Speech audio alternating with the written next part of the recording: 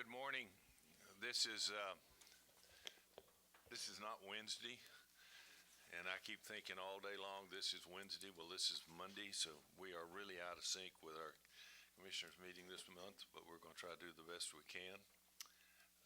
We're honored today to have the Reverend Pullum here, and he's going to give our invocation in just a moment when we stand up. And St. John's Baptist, thank you. Reverend Pullum has been a regular here at the court for the last few years, and we're always glad to see him and glad to have him. Glad to have all of you here this morning. We have a number of items that we're going to spend some time on, and some we probably won't spend as much time as some of you would like. But we're going to get through the agenda as quickly as we can, and we're glad all of you are here. The chief brought in his raincoat, his yellow raincoat. Is it raining that hard, or is that just to ward off the rain? Okay, well, all it did to me was mess up my clean car, so we're going to get started here. Let's stand for the invocation today, followed by the pledge to the U.S. and the Texas flag. Good morning, Reverend. Good morning. Shall we pray? Oh God, our Father, we come today, first of all, to thank you for this day. We thank you in a special way for this much-needed rain in South Texas. We ask now, oh God, that you will bless us and bless this meeting for good, we pray. We ask that you bless each commissioner and bless Judge Neal. We ask, oh God, that you will lead them and guide them and direct them as they grapple with choices that oftentimes will affect the lives of the community of Nueces County. We thank you for all things. We ask that you will bless our city, that you will bless our county, our state, our nation, and our world. Bring us all together in a spirit of love and commitment one to another. We ask it in Jesus' name. Amen. Amen. Please join me in the pledge to the U.S. flag. I pledge allegiance to the flag of the United States of America and to the republic for which it stands, one nation under God, indivisible, with liberty and justice for all. Honor the Texas flag. I pledge allegiance to thee, Texas, one state under God, one and indivisible. Reverend Pullum, thank you so much for coming. Thank you very much. Always glad to have you, sir. All right, today is June the 18th. We're meeting in the Nueces County Commissioner's Courtroom in the Nueces County Courthouse. I'd like to certify that all members of the court are present, that we have a quorum. I'd like to call for approval of the minutes of June the 6th, please. That's a motion. I have a second. See no comment. All in favor signify by saying aye. Aye, opposed, same sign. Today we have the honor of honoring the Nueces County Historical Commission because they have been presented by the Texas Historical Commission the Distinguished Service Award for 2017. I know we have representatives here. Please come up to the front. We're going to ask you to come all the way up here. Is it a microphone? Come on around, come up here. Okay. We'll let you talk. No, up. Up on stage. Up. They're going to take a picture. Come on. Good morning. Good morning. Morning. Judge, how are you? Howdy. We confused everybody this morning. And a Monday. Monday, confusing is enough. Come on, stand over Okay. here. Yes, you're Shorty, going to speak. yeah. Come on, Shorty. Okay, here I am. Tyner, can you get a good picture? I can't, Judge. 1, 2, 3. I'm shaking. You want me to Will do you it? take it? Yes. He's nervous. I've got a couple of trying to give you a run for your money. Yeah. Oh, God. Okay. Both of you. Here we go. 1, 2, 3. One more. 1, 2, 3. Thank you. Super. Is Thank that your- you. yeah. Yes, like that. Thank The you. Nueces County Historical Commission has been given the 2017 Distinguished Service Award by the Texas Historical Commission. And I thank these folks every time they come up because they do such wonderful work. And thank you very, very much for being here. Thank you so appreciate much. Thank you. I have just maybe a couple of comments. This is not just about us. It's about everyone here who participate in what we do and the help we get from people like Annette Boutte who takes care of all the little things we need to have done when we do marker dedications, or we go to Bayview Cemetery, or the banquets, and I call you up frantically to help us out. And I really appreciate all of your work in supporting us in what we do. Well, thank you very, very much. Good job. Thank Thank you, ma'am. Have a good one. All right. Here. That's wonderful. Public comment. Public comment is reserved for those items not posted on the agenda. Do we have any public comment by anyone here who, items not posted on the agenda? Thank you. This says agenda item O, and Larry Murphy. Is Larry Murphy here for something on the agenda? It's Lance, but it's not an agenda item. Is that Lance? Yeah. I type all the time. Hi, Lance. How are you? Are you for here not on the agenda? Yeah, this is something extra. Okay. I just wanted to let everybody. Nice today, Lance. How y'all doing? Thank you very much. Morning. Let's see, you have Wow. on shoes? Yeah, got on everything, huh? Yeah, just Okay. figured I better straighten up. Anyway, I just wanted to let y'all know, we were hit by a virus called Emotet. It was late, not last week, but the week before. Last week was kind of our quarantine containment, and I just wanted to let y'all know, your IT department was, not me, Larry and his crew are the ones who stopped it. And Allentown, what's that? What's PA for? Pennsylvania. Okay. I wasn't very good at geography. So, anyway, Allentown, Pennsylvania, or Philadelphia, whichever one they are, they had about a $1 million impact from this virus. So, we're actually in contact with them to kind of get an idea of what they did, how they're rectifying it, and a lot of the methods they're using to do that so far have lined up with ones that we're doing preventatively. So, just thought I'd let y'all know. Thank you. How do we discover this? Does somebody just check it and it shows up on a computer somewhere, or how do we find this? Yeah, the virus protection will usually kick up something, and then we investigate it, and then we find out it's other places.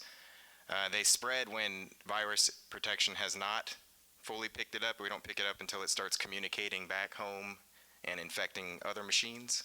And that's where we caught this one, was when it was already spreading. So the ability to stop it once it's already spreading is pretty difficult, and they managed to do it.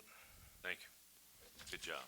I know I'm not supposed to talk to you when you're standing up there, but that's all right. Thank you. Thank you very much. Good job. Thank you so much, Lance. That's all public comment? Okay. Consent agenda items are items that will be voted on by one vote by members of the court unless a member of the public or a member of the court asks that that item be pulled and individually discussed. This morning I call for public comment on items, consent agenda items 3A through 3O, 3A through 3O for public comment. Okay, which item would you like coming on? Oh, well, wait just a minute. I'll get back to you. I promise. I won't leave you out. Okay, item O. Anyone else on the public?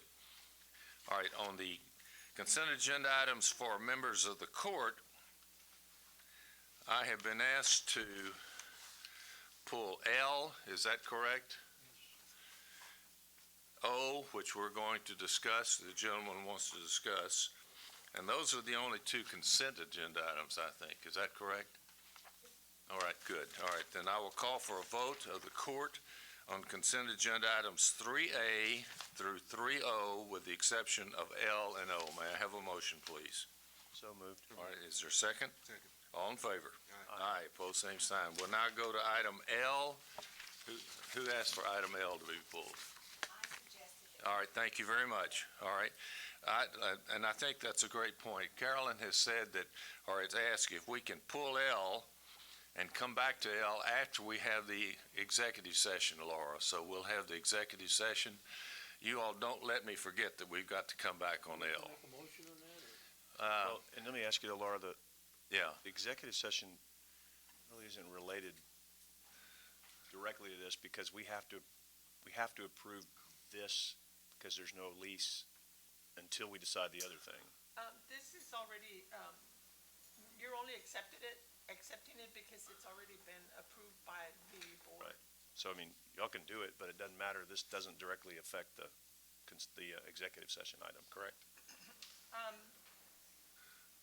It could. Let's pull it anyway and we'll come back. We'll come back. All right, we'll come back on L. We have to make a motion on that, or? Do we need a motion to table that, or can, you'll make the motion to table? And second, all in favor, aye. Okay, no, okay, we're gonna table L and come back to that. On item O, Judge, on O, I'm going to motion a table, but if we have someone here to comment on that. yeah, we do have, we're going to discuss O in detail, and I'm gonna ask Elsa to bring the proposal forward and present that to the court, and we'll welcome your comments, sir, on item O. Thank you. Item O is the execution of an amendment to extend the existing absolute waste services for the residential residents for solid waste collections and disposal.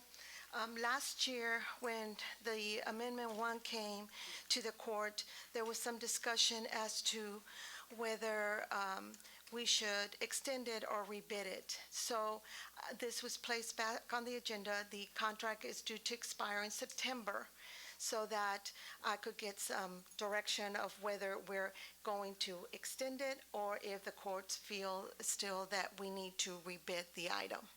And so at that point, I'd like to turn it over to the gentleman that had some information they wanted to provide to the court. Yes, sir, please, if you will. Thank you for being here. Come on all the way up. I appreciate y'all's time, by the way. Hey. Good morning, Thank you. Commissioners. Like I said, oddly enough, I come to you on National Garbage Man Week. I bet you didn't know that existed, but it does. I'm sorry, We celebrate would it. you identify yourself for the Oh. record? Matt Ekstrom. Okay, Matt, thank you, Matt. Yes, sir.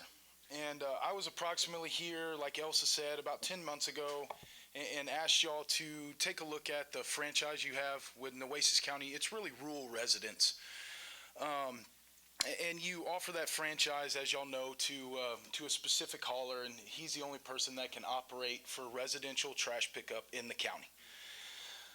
The last time I came to you, I was a little bit late. It was about a month before the contract was up, and as Elsa said, exactly 3 months to the day, today is when the contract expires. Really, my reason behind really from coming to you guys is a couple things, and the key factor is since 2012 when this contract went out, there's been multiple trash companies, reputable trash companies that do everything, cart service, dumpster service, roll-off, industrial type service, have came into Nueces County. And from my perspective, boots on the ground every day, it's competitive. It's extremely competitive. I mean, what trash guy wears slacks to go pick up trash for work? I have to, or I'm not selling a dumpster nowadays, it seems like. So this contract that I'm asking you is a 5-year contract with 5 one-year renewals. 3 companies bid it last time. These same 3 companies also bid the Nueces County Coastal Parks contract and also the Nueces County Buildings contract. Both of those contracts are 2-year contracts with 3 one-year renewals, total of 5 years. So you are able, Nueces County Courthouse, Coastal Parks are able to go out to bid every 5 years for a competitive bid. And the Nueces County residential 96-gallon cart contracts, that's 10 years with 5 one-year extensions on that contract. So I respectfully ask you guys to put it out to bid. Not so much for the new trash guys in town, but for the residents, Thank you. Okay. I have copies too, if y'all like, of the Nueces County Coastal Parks contracts and the Nueces County Buildings contracts. And Judge, last year, well, a little less than a year ago, but last year in 2017, we had this discussion, and I don't remember the exact vote we had on it. It was just a consensus that was mentioned. Oh, you can sit down, I know. Thank you. And so it was that, to have a bid, to have this put out, to see what the market will dictate, and maybe even save some money, or at least maybe give us a different perspective on services that are out there. So that's what I'm going to suggest, that we just we table this and bring it back at the next meeting, or however long it takes for Elsa to put this together. Obviously, we have a few months to work on it, but the sooner the better. And then we can see what the market's like, and then we can hopefully return a good investment for the taxpayers of the county, especially the rural customers that utilize these services. I agree with you, Commissioner. I think we ought to put it out for bid. I mean, how long has it been since it was put out for bid? 6 years. Oh, yeah, things change. So I support that as well. Second the motion.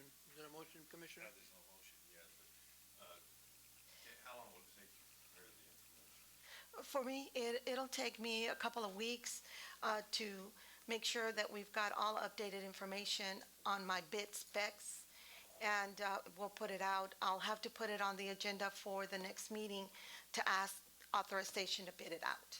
But Okay. in the meantime, I'll be working on it to try to get it out as quickly as I get authorization. Is there a time certain on this that we need to move? Yes, September is the deadline for the current contract to expire. September 1 or September 30? It's 18th. 18th? Yes, sir. Yes, sir. Okay, 2 months, June, July, 3 months. We can get that done in. Yes, sir. plenty of We time. can get it done. All right, let's do that. Yes, sir. Is that a motion, John? Motion, yes, sir. And I think I got a second from both the commissioners here to go ahead and, Table this item yeah.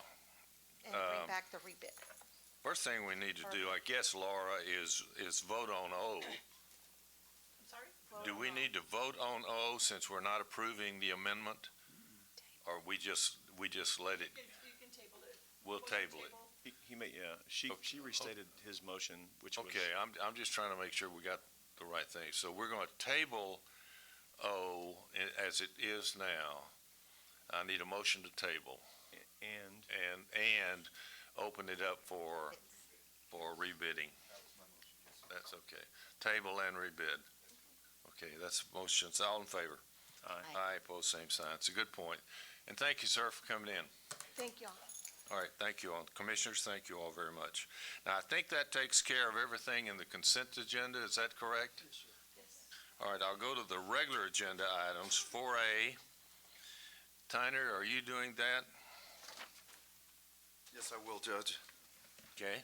As the court may recall, back in March 14th, I presented to the court. Johnny, do we do 1 and 2 together, Judge, or just do we do one at a time? Do we do one at a time, or can we do one at a time? Okay. So it was back in March, I presented this community collaborative plan to the court. I told the court about it. Since that time, we've had committee meetings, and this has been passed around the community. So this community collaborative plan, Kent Brown helped me draft it, and the Behavioral Health Center of Nueces County helped me put it together as well. Basically, this is required by law. Texas Government Code Section 539.002 requires the governing body of a county to develop and make public a community collaborative plan.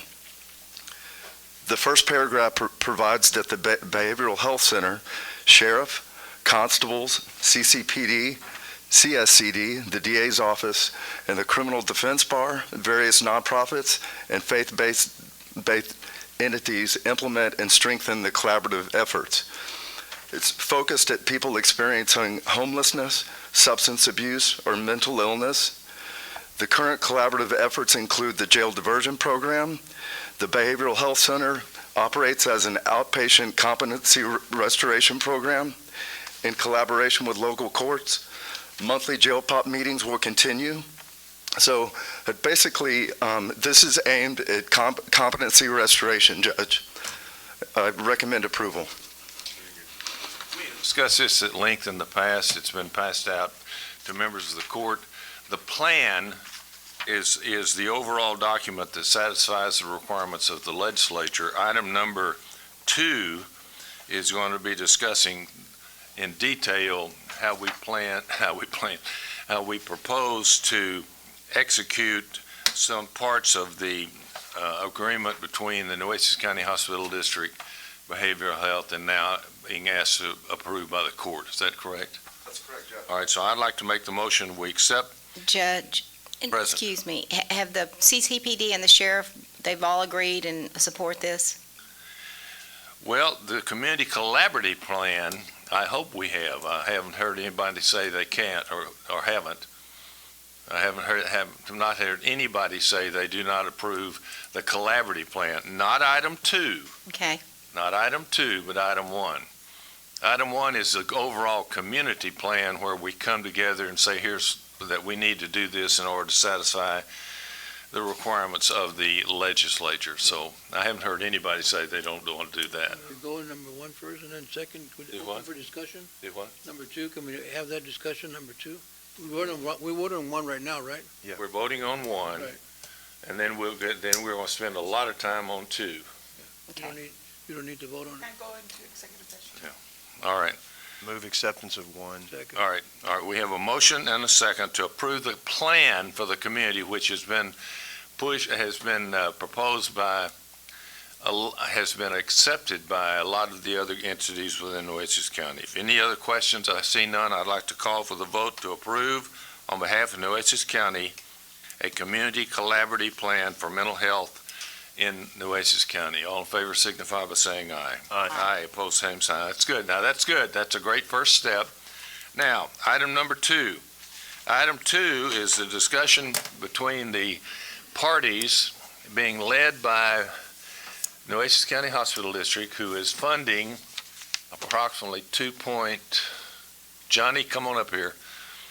I'm about to get in trouble, and I'm glad you're here.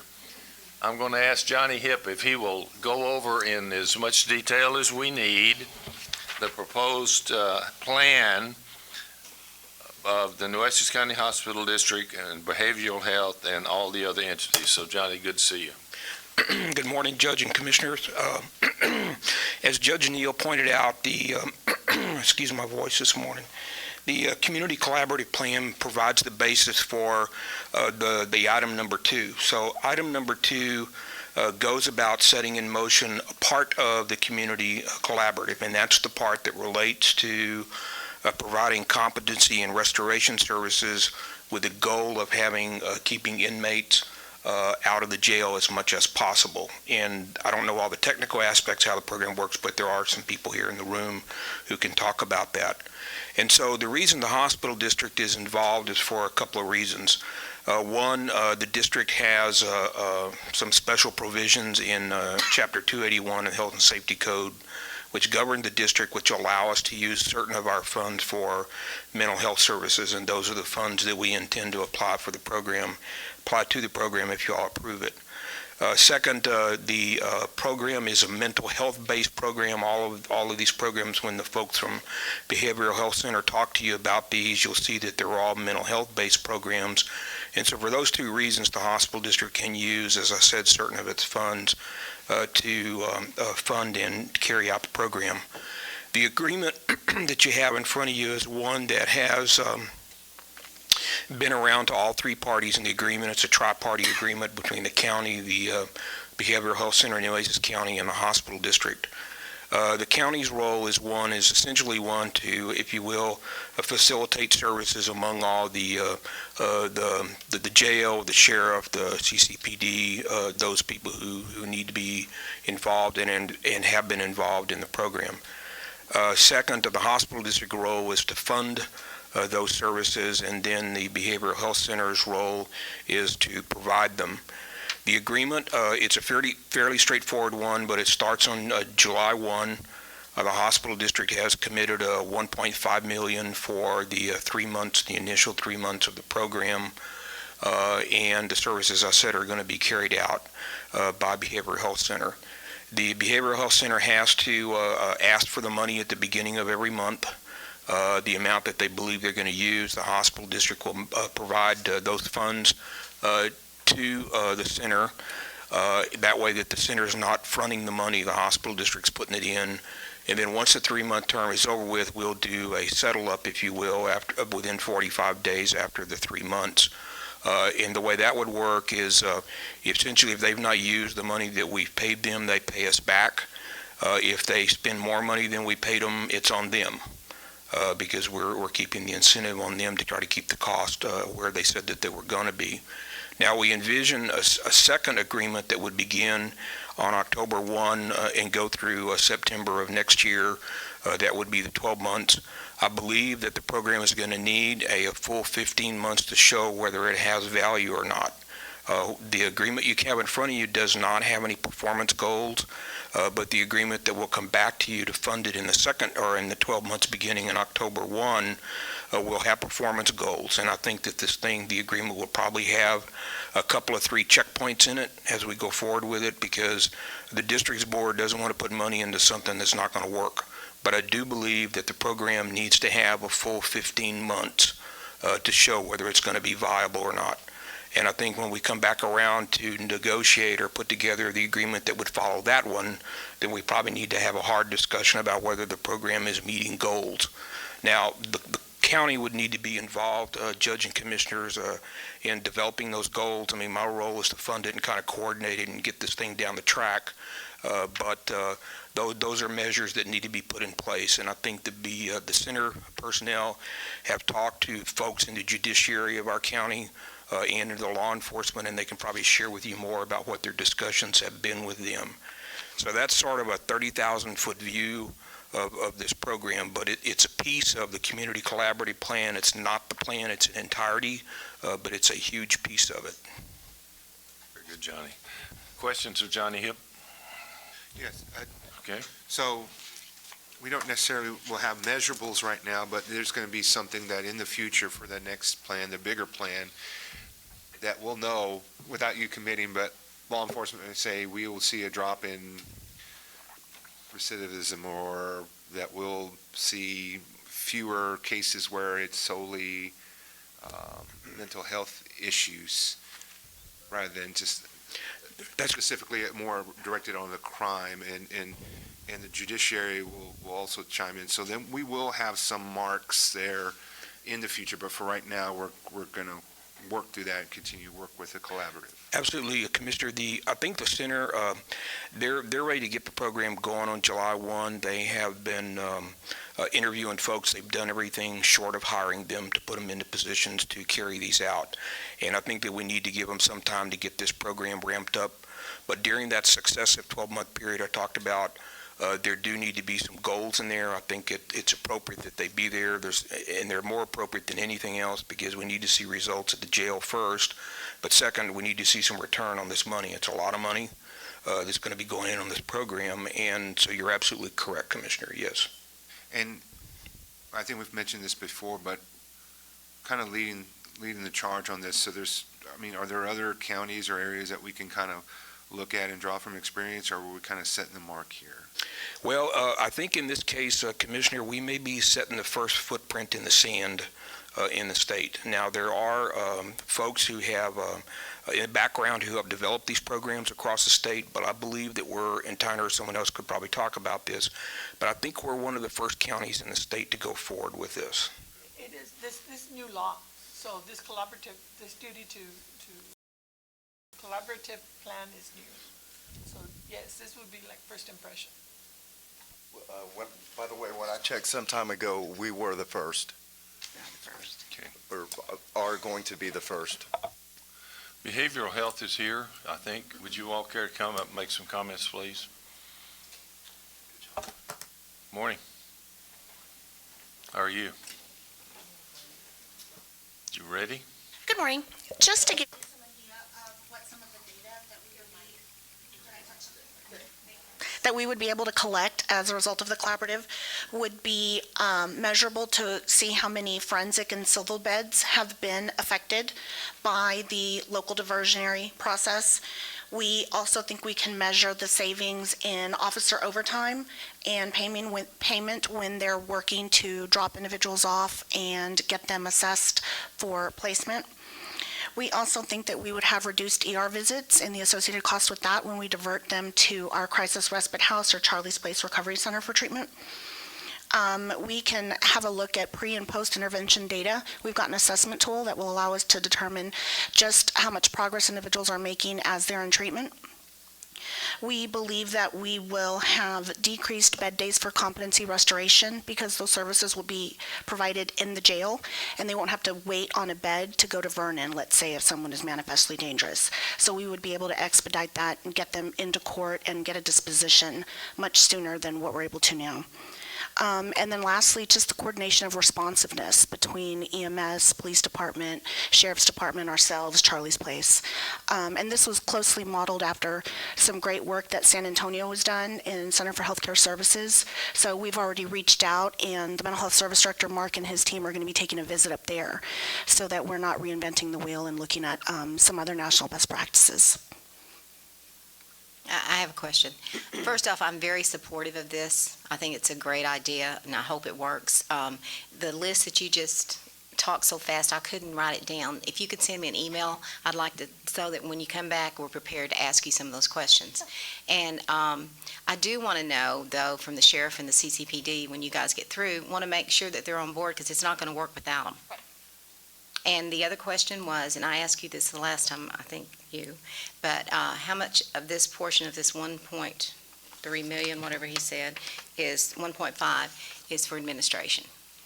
Because I think that's real important. We want it to go towards the program, but I also know that y'all need to hire some people. Right. Most of it is going to be with regards to staffing and contracting services. So they're going to be with regards to direct service provision. We'll be hiring between 23 and 25 staff, and then contracts with CCPD and Charlie's Place. So most of this 1.5 is going to go to staff? A lot of it is for staffing and for increased doctor time, increased service provision. It's to up and run the services. Okay, I was thinking that last time I asked that question at the other meeting, that's not the answer I got. Most of it is staffing and contracts. Amy, you want to? Well, for treatment. For treatment, I think that she's talking about the treatment at Charlie's Place. Yeah, I know that. So the staff provide the treatment. Right. So you have to have the staff, in our business, the most expensive piece of treatment is the staffing to Staff. provide it. So the majority of this 1.5 is going to go towards that. Right, like for us, we only have to hire 3 people to be able to facilitate the extra hours. So the majority of it, but it cost us X amount to put someone in a treatment bed that day, and it includes staff, food, electricity, all of those things to be able to provide that treatment to them Okay. and the medication. So the other staff is going to be with the behavioral center, the rest of that, and you think you're going to have 20? Yes, those are going to be actual case management and clinical staff who are going to be working with these individuals. Okay, thank you. But how does it work? I'm sorry. Go ahead. Go ahead.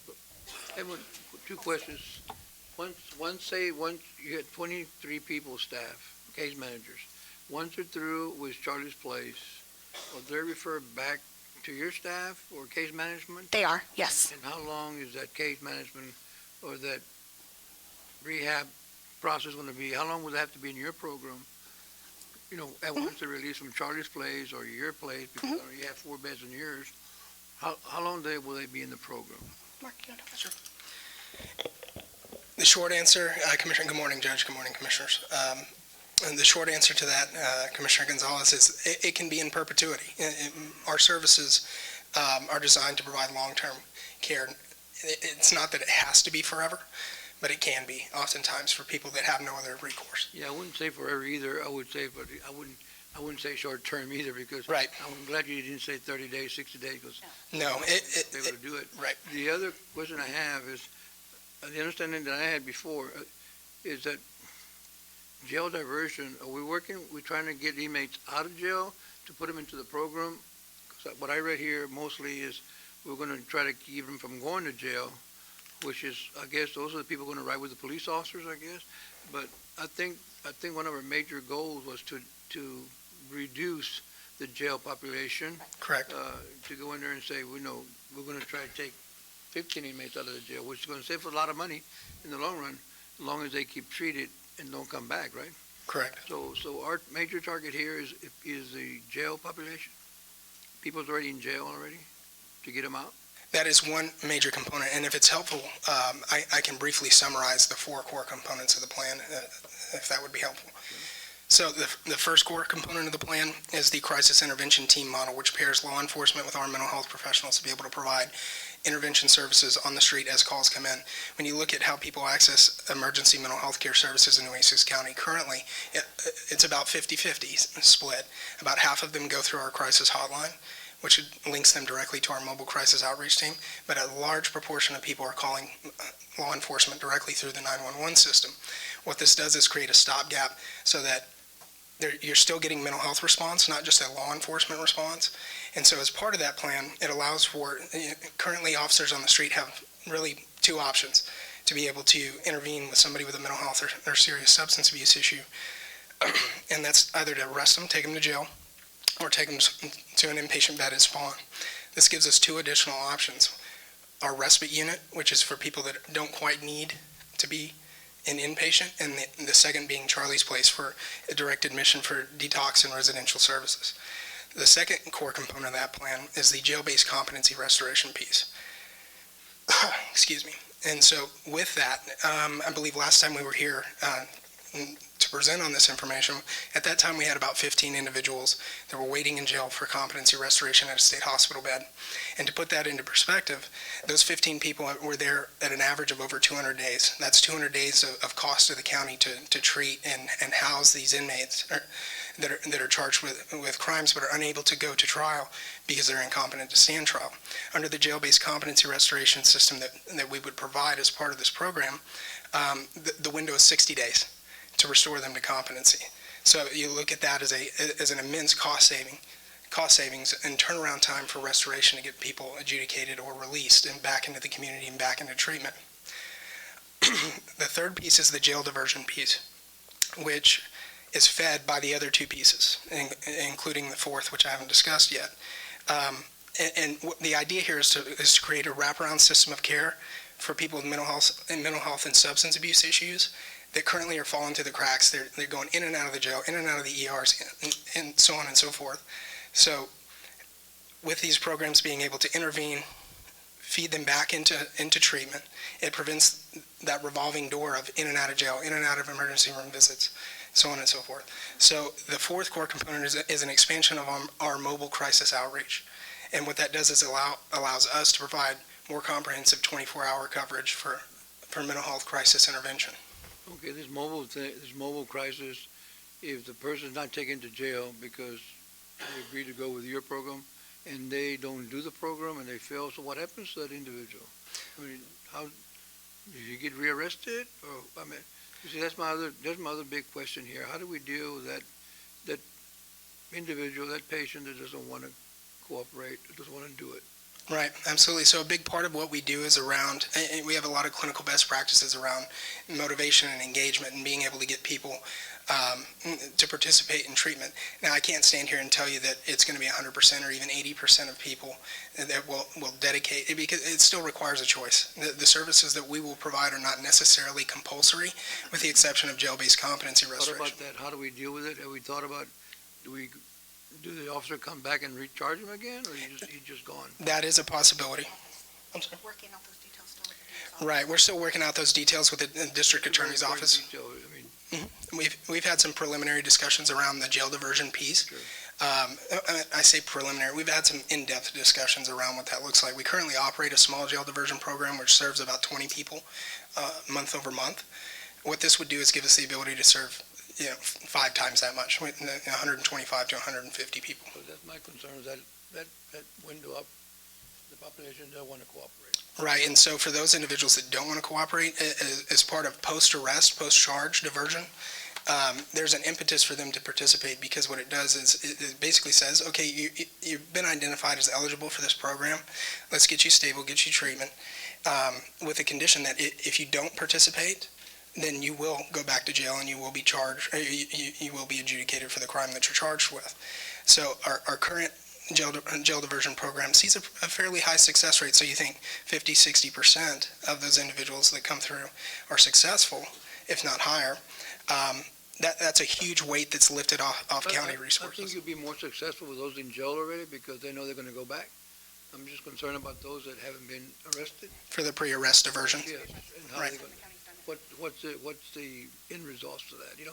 But that's why I'm saying, I think we really need to work with the jail inmates. Yes, sir. Try to get them out of there, you know, to, not only that, but to reduce the population of inmates in the jail. Absolutely. So, you know, this is just my concerns. Absolutely. Absolutely. Any other questions? Quick question, well, maybe not quick. Going back to the cost, how many, y'all have 4 beds, and how many beds are there at Charlie's Place that we're gonna be able to? 4 to 6 detox and 12 residential. Say that again? 4 to 6 detox beds and 12 residential beds. 4 to 6 and 12, 16 plus your 4, so about 20 beds a day, give or take. And then, how long do you anticipate the average stay in a bed would be? I'll let Amy talk about that. Detox is your medical service. It's going to be 3 to 5 days determined by the physician. The inpatient, we're actually looking at the long-term inpatient for them because these tend to be more fragile and need more wraparound services. So they'll probably be with us around 90 days instead of the 30 days, possibly even a little longer depending on the person and their treatment goals. And while they're in there, the case managers get involved. And so what does it cost per day per bed? Our detox, the medical service is $300. I think it's $300, but I think we discounted it for this program. So around $300.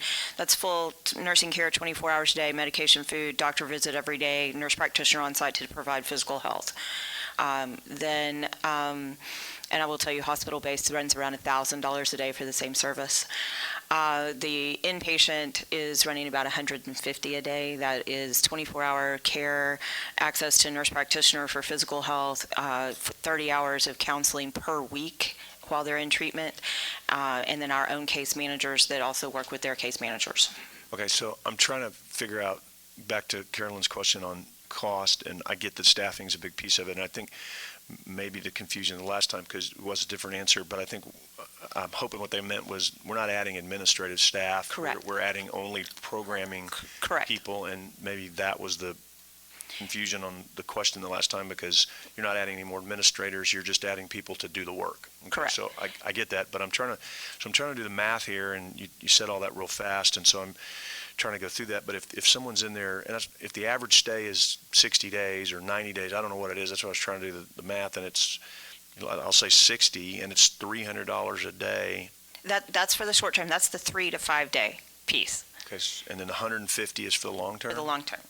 Okay, so someone's got to do the math for me. I can't do that quick when I'm standing here. So it sounds like the bed cost is going to be a very large portion of this as well. And if we're serving 120, 125 people that we're hoping, are we going to run out of money? I mean, you know, this adds up pretty big, pretty quick, because I figure you're 13,500 for 30 days. Yeah, for one person, right? And then you add 20 staff people at, I don't know what you pay people, but I don't anticipate that we'll necessarily run out of money, and the primary reason for that is these programs are all designed in concept to feed individuals back into the core services of what we already provide, and those services are funded separately. And so essentially what it does is this money funds the ability to intervene and capture these individuals that are currently falling through the cracks, that end up in ER and end up in emergency room 6 times a month, end up in the jail, 5-6 times a year. And so what it does is after that initial stay, they're then funneled back into ongoing services with Behavioral Health Center. And those services are funded separately. And how do we know how that's going to work? Because, and this isn't like I don't trust you thing, but this is you got a pot of money. Everybody in the world sees a pot of money and says, why don't I just keep them over here, because I'm a little short over here, and that's a natural inclination. That's not anybody lying, cheating, or stealing. That's just a kind of deal. So who's monitoring the funds and how that works to make sure, because I certainly don't want to do anything that takes advantage of the hospital district's funds. So is there somebody from the hospital district that's going to kind of watch to make sure the things are going the right direction? And you know, I'm trying to get, Yes, sir. we Great- can't do it. great- I'll get lost. I'm lost in the math already, and it's pretty simple math, so I certainly don't want to get in the monitoring of your stuff, but it's hospital district money, Johnny, so I guess I would have to defer I'll to have some Johnny for that. safeguards in place on this, just to make sure we're okay. I mean, I'm sure your board's going to want to know where that money's going. Commissioner, the way that's going to work is when they request the funds, they're going to produce a statement or a document that lays out the services stuff that they intend to be providing with those. And certainly, I think probably about every 3 months, we're going to be sitting down to see where this is trending toward. Because it could be expensive. A lot of the pieces are still not quite refined yet, which they're still working on, as they said. But the hospital district doesn't have any intention just to be putting on money on something that doesn't have the potential to go forward. And if the costs are skyrocketing and the trend is very steep instead of a steady one or a straight one, then we would have concerns about that. So yes, we're going to monitor it. Well, and you know, I don't always like to be first, you know, so first kind of sometimes scares me when it's public's money, and, you know, this is a great program that I don't think anybody isn't supportive of, but it's also a program that, you know, when we don't have a lot of people to go ask how things work, and when we are the one, you know, kind of designing some of this, it sounds like maybe we're not dead first, but it sounds like we're right out there. Cutting edge is all nice and great to be able to say to people, but you know, it was kind of nice when we were doing the online jury system where, you know, Pusley and those guys, judges could go up to Fort Worth and talk to them and get all the kinks worked out. And so I'm a little nervous about being the first, but at the same time, it's a great program. And the fact that you guys are going to be watching that, it makes me feel better. So I appreciate that response. Commissioner, I was just going to add one other thing. Parts of this program are new, but this program was in place back in 2008, 2009 here. And so there are elements of this program that have already been done here before. And I think some of the personnel that did those programs back then are still in place. And so we're not starting off totally for the first launch. I mean, part of this rocket's already been up once or twice already. Okay. And Johnny, don't leave. Brent, those were great comments, and there is where I was trying to go without being insulting. My big concern was on administration, that someone didn't get an astronomical salary, and then the funds weren't used for the treatment is what this should be for. And so I'm glad to see that you're going to be overseeing it and making sure that's not going to happen. Yes.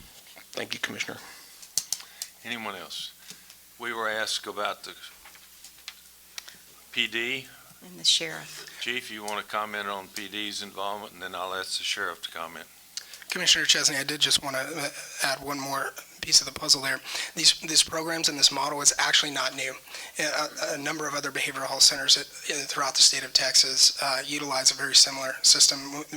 We didn't, come up. I wish I could take credit for coming up with this, but it's a system that's designed after systems that we know work, that are evidence-based, nationally recognized. Chief, good morning. Good morning. Mark Shar, I'm an assistant chief with the police department. And this whole plan might be fairly new, but the components of the plan aren't new at all. So the crisis intervention team, we're working on selecting one full-time police officer to ride with our behavioral health counterpart. So they'll handle caseloads of clients in the field that they can check on to make sure they're up on their medicines, that they're not going to become in a situation where we're going to see them again. So preventative to keep track of them in the field, and then to make calls. We do about 4 mental commitments a day where we commit people, and about 70% of those, we do the warrantless commitments ourselves. We sign off on the paperwork, and the rest of them are usually JPs. So we have a substantial number. That's 12 to 1,300. And then we have our homeless population that is fairly substantial, that we encounter folks that aren't necessarily under drugs or anything else, but they have extreme emotional conditions where they scare the bejesus out of people when they're standing on street corners yelling and screaming, and we have no way to, so that'll be part of our caseload. So one of the things we were talking about Charlie's Place is only, for folks with some kind of substance abuse. You have a lot of folks that don't have that. And then you also have synthetics. I'm on our homeless and otherwise population, that Charlie's Place is capable of treating those when we encounter. There's multiple components, but so we have an office reserved for the CIT team. when we get them together. We're planning a trip to visit the San Antonio Police Department in the next couple of weeks. We'll be there with the behavioral health folks to visit and see what they've learned so we don't make the same mistakes. And we're in the process of selecting one full-time officer, and that one full-time officer is going to ride with the behavioral health folks to do that preventative. And also Denise Pace, she's been involved with the CIT for a long time and teaching classes, that will be keeping her involved in administering the program for us. We'll also be looking at our officers in the field, and we have a number of them trained in the 40-hour CIT program now, and the state's going to mandate this coming fall that when they come through the academy, you have to have 40 hours instead of, I think, 16 hours that we have now. So all the new officers will have 40 hours. But we're going to go back and strategically look at the officers on the shifts so that we get better coverage, that if we need somebody more trained in CIT and de-escalation, that we can better serve them with officers we have in the field. And then we're also working with behavioral health folks in the hours where that full-time officer is not able to cover. We're working out almost like an off-duty job. That's where some of the money will go to pay the officers that are more trained in the CIT practices, that they can respond and act as a safety person in de-escalation to make these home visits. Because I don't know if you've ever encountered some mental folks. It can be very scary and very dangerous if you're out there by yourself. So that's why we're there. We're not there to be the case manager. We're there to help de-escalate and provide safety, and also to try to cut back on our caseload. So one of our things will be looking at how many mail commitments are we doing. I can tell you right now, we've had a very good relationship. I think the stars are aligned the right way with the number of, the quality of folks we have at the behavioral health and Charlie's place, to have the right people in the right place at the right time to finally make this work. You know, I'm very optimistic about it. Thank you, Chief. Thank you so much for your involvement. Sheriff, you want to make any comments, please? Good morning.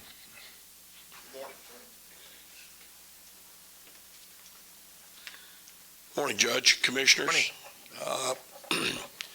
Again, anything that helps reduce the population in the county jail certainly has my support and our staff's support. We're over 32 vacancies this morning in the jail.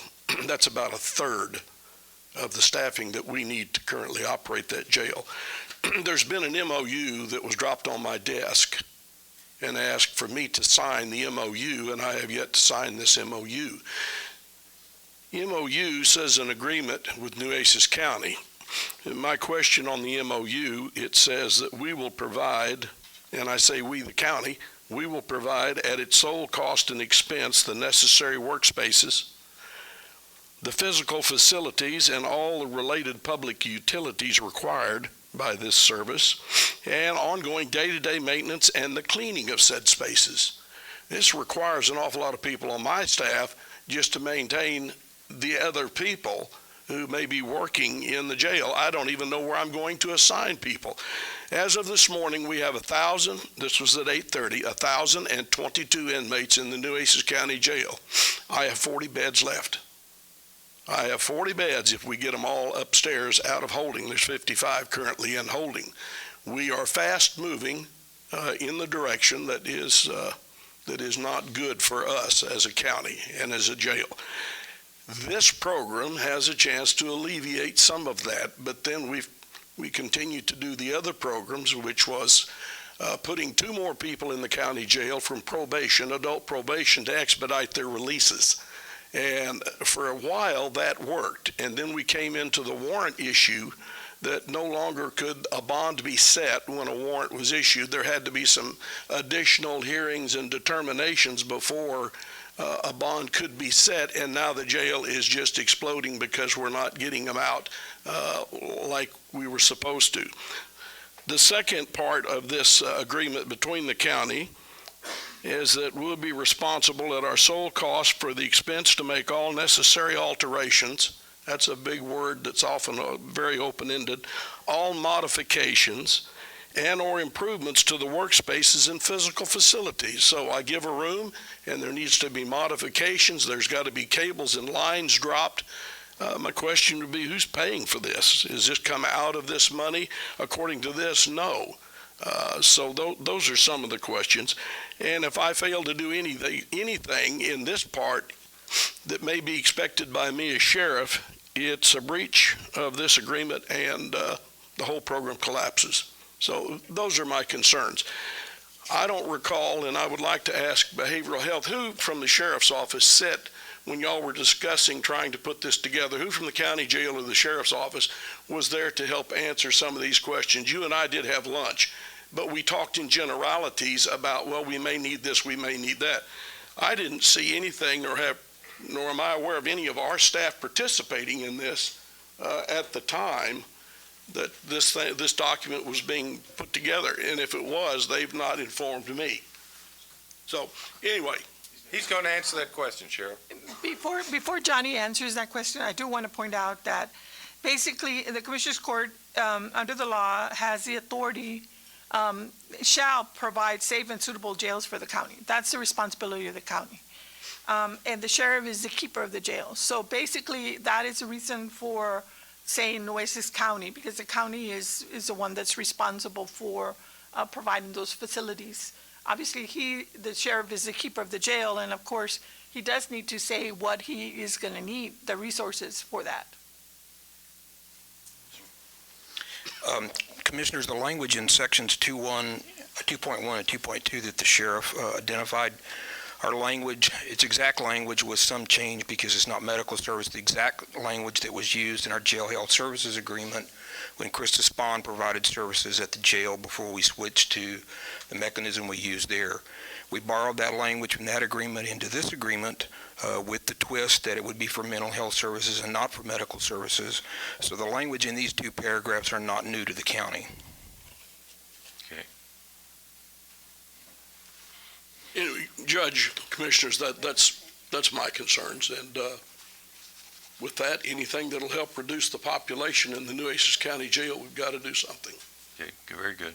But they are concerned that if we have to, I mean, I'm concerned about some of that language, the modifications, alterations, improvements for this specific program. I mean, how are we going to pay for that? I think that should have been lined out. And I am concerned that you weren't involved in this as the CCPD was, because there's a homeless committee that meets all the time where they are there. Was he ever invited to that? Because someone needs to, I mean, he should have had an input, I think, especially since it's his jail.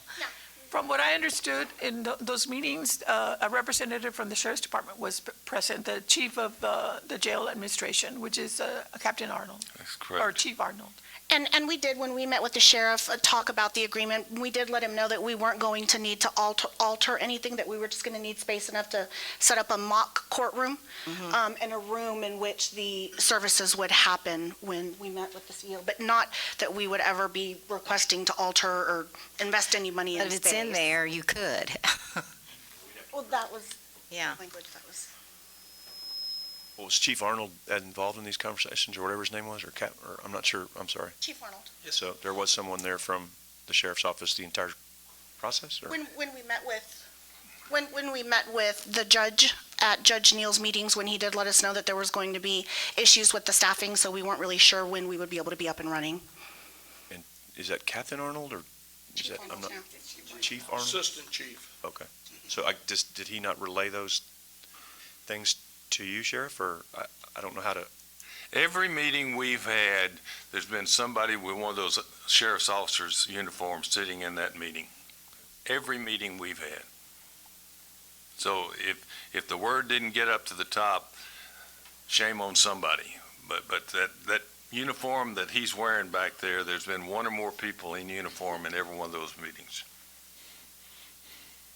So what can we do, Laura, to limit the financial exposure that could occur? I mean, in other words, we'd have to approve, like if they came in and said, we want some of this stuff, we'd have to approve it with a commissioner's court, right? Yes. And so if we don't approve what they asked for, they're not, that doesn't mandate. In terms of to address your questions, Right. We could probably address that modification, that they have to get consent. I think we need to do that because he's 32 officers short already. And then we're going to have an added cost to this that could happen. It may not, but it could. I just think you have to think ahead. Yeah, I think there's nothing wrong with tightening up the language a little bit that says. But also if it's for the jail, Sheriff, can we use that inmate fund that you have? So it's going to affect the inmates in that jail?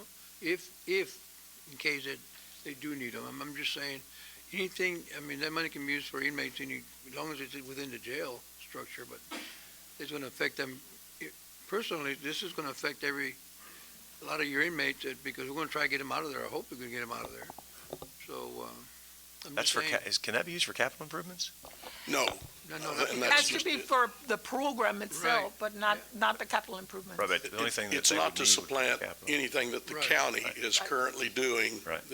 They come in and say, well, we'll do this, but we need that inmate benefit money. But we ought to be able to tighten the language up that what they've come up here and represented us is all they need is a place to have a mock courtroom, which I wouldn't think would be, Yeah. I don't know what's available in the jail, but I wouldn't think that mean we have to build anything. But if we can put language in there that tightens it up, that says, we would have to approve any capital improvements, or I don't know how, you're the lawyer on that. I mean, you know what we're trying to get to. We can work on language. I mean, they have an existing courtroom already, but I'm not sure if it's being used 24 hours. They may be 8 hours. The magistrates are using that. I forgot Do you about have that. the space for this? What they're requesting, is there space for that?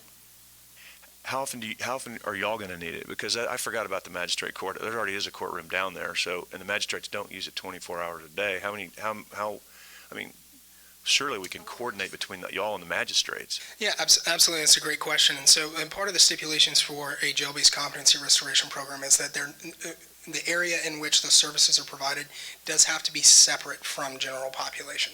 And so, it is correct that at the end of the day, really what we're looking for is just a room and a space to be able to provide the restoration services, the clinical services.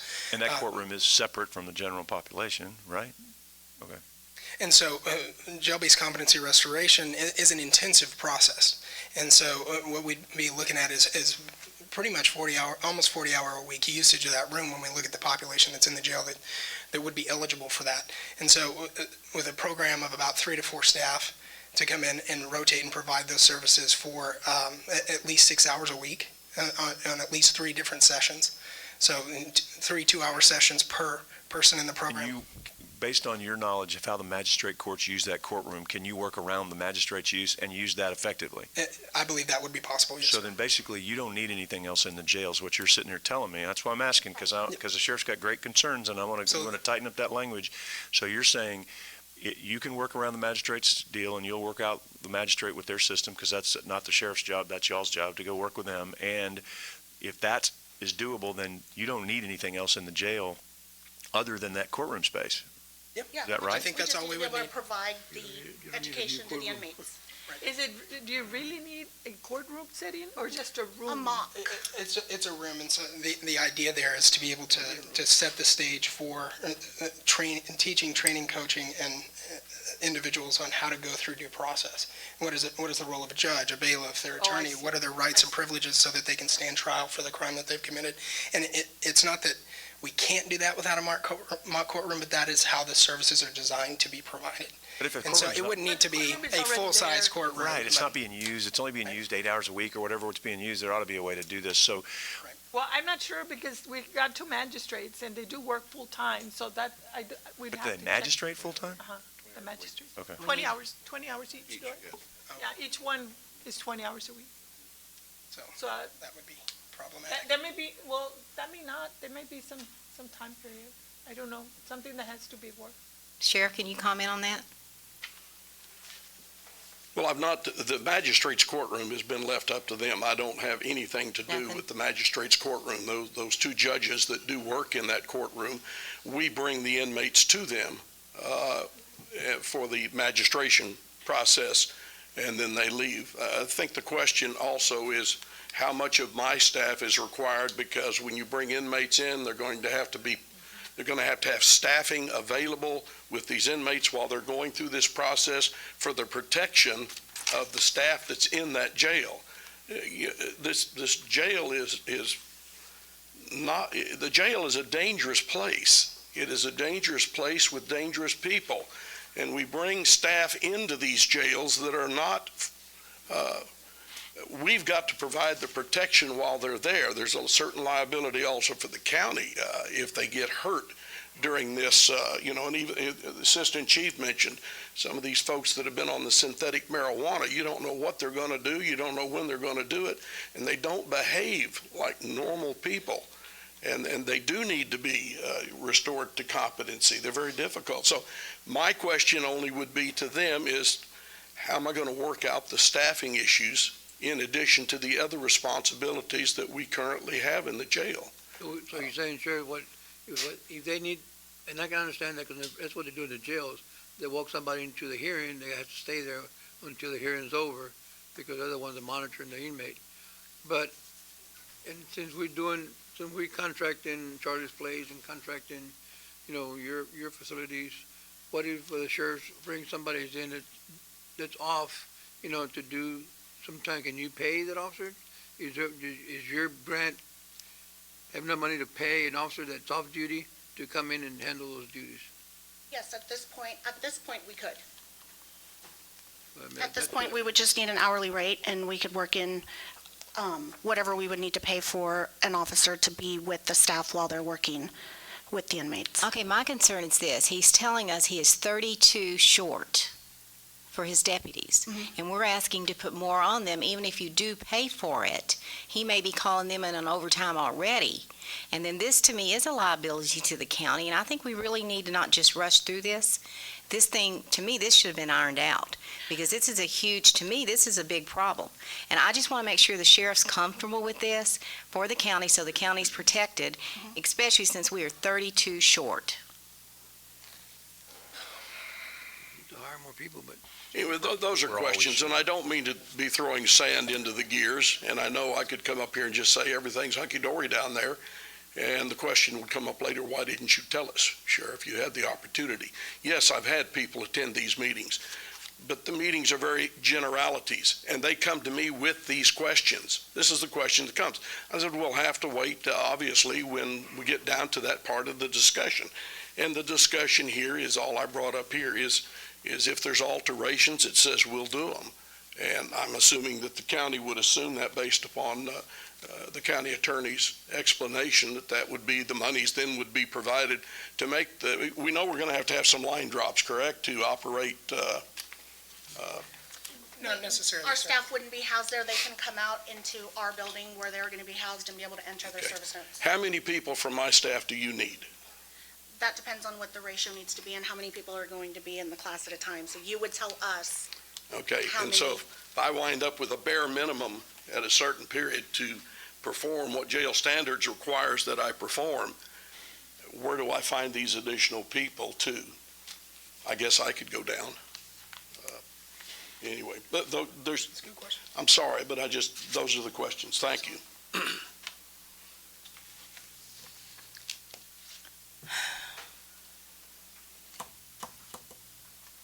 I just think this has to be ironed out. This is, to me, that's a big part of what we're doing, and that this portion of it has to be ironed out.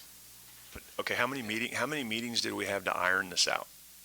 None. I mean, how many meetings were all these people were at them, is what I'm saying. With all these? We've had half dozen meetings. I mean, I don't know. we got to move forward with this thing here. Yeah, we've had a half dozen meetings. This is impossible to even discuss today.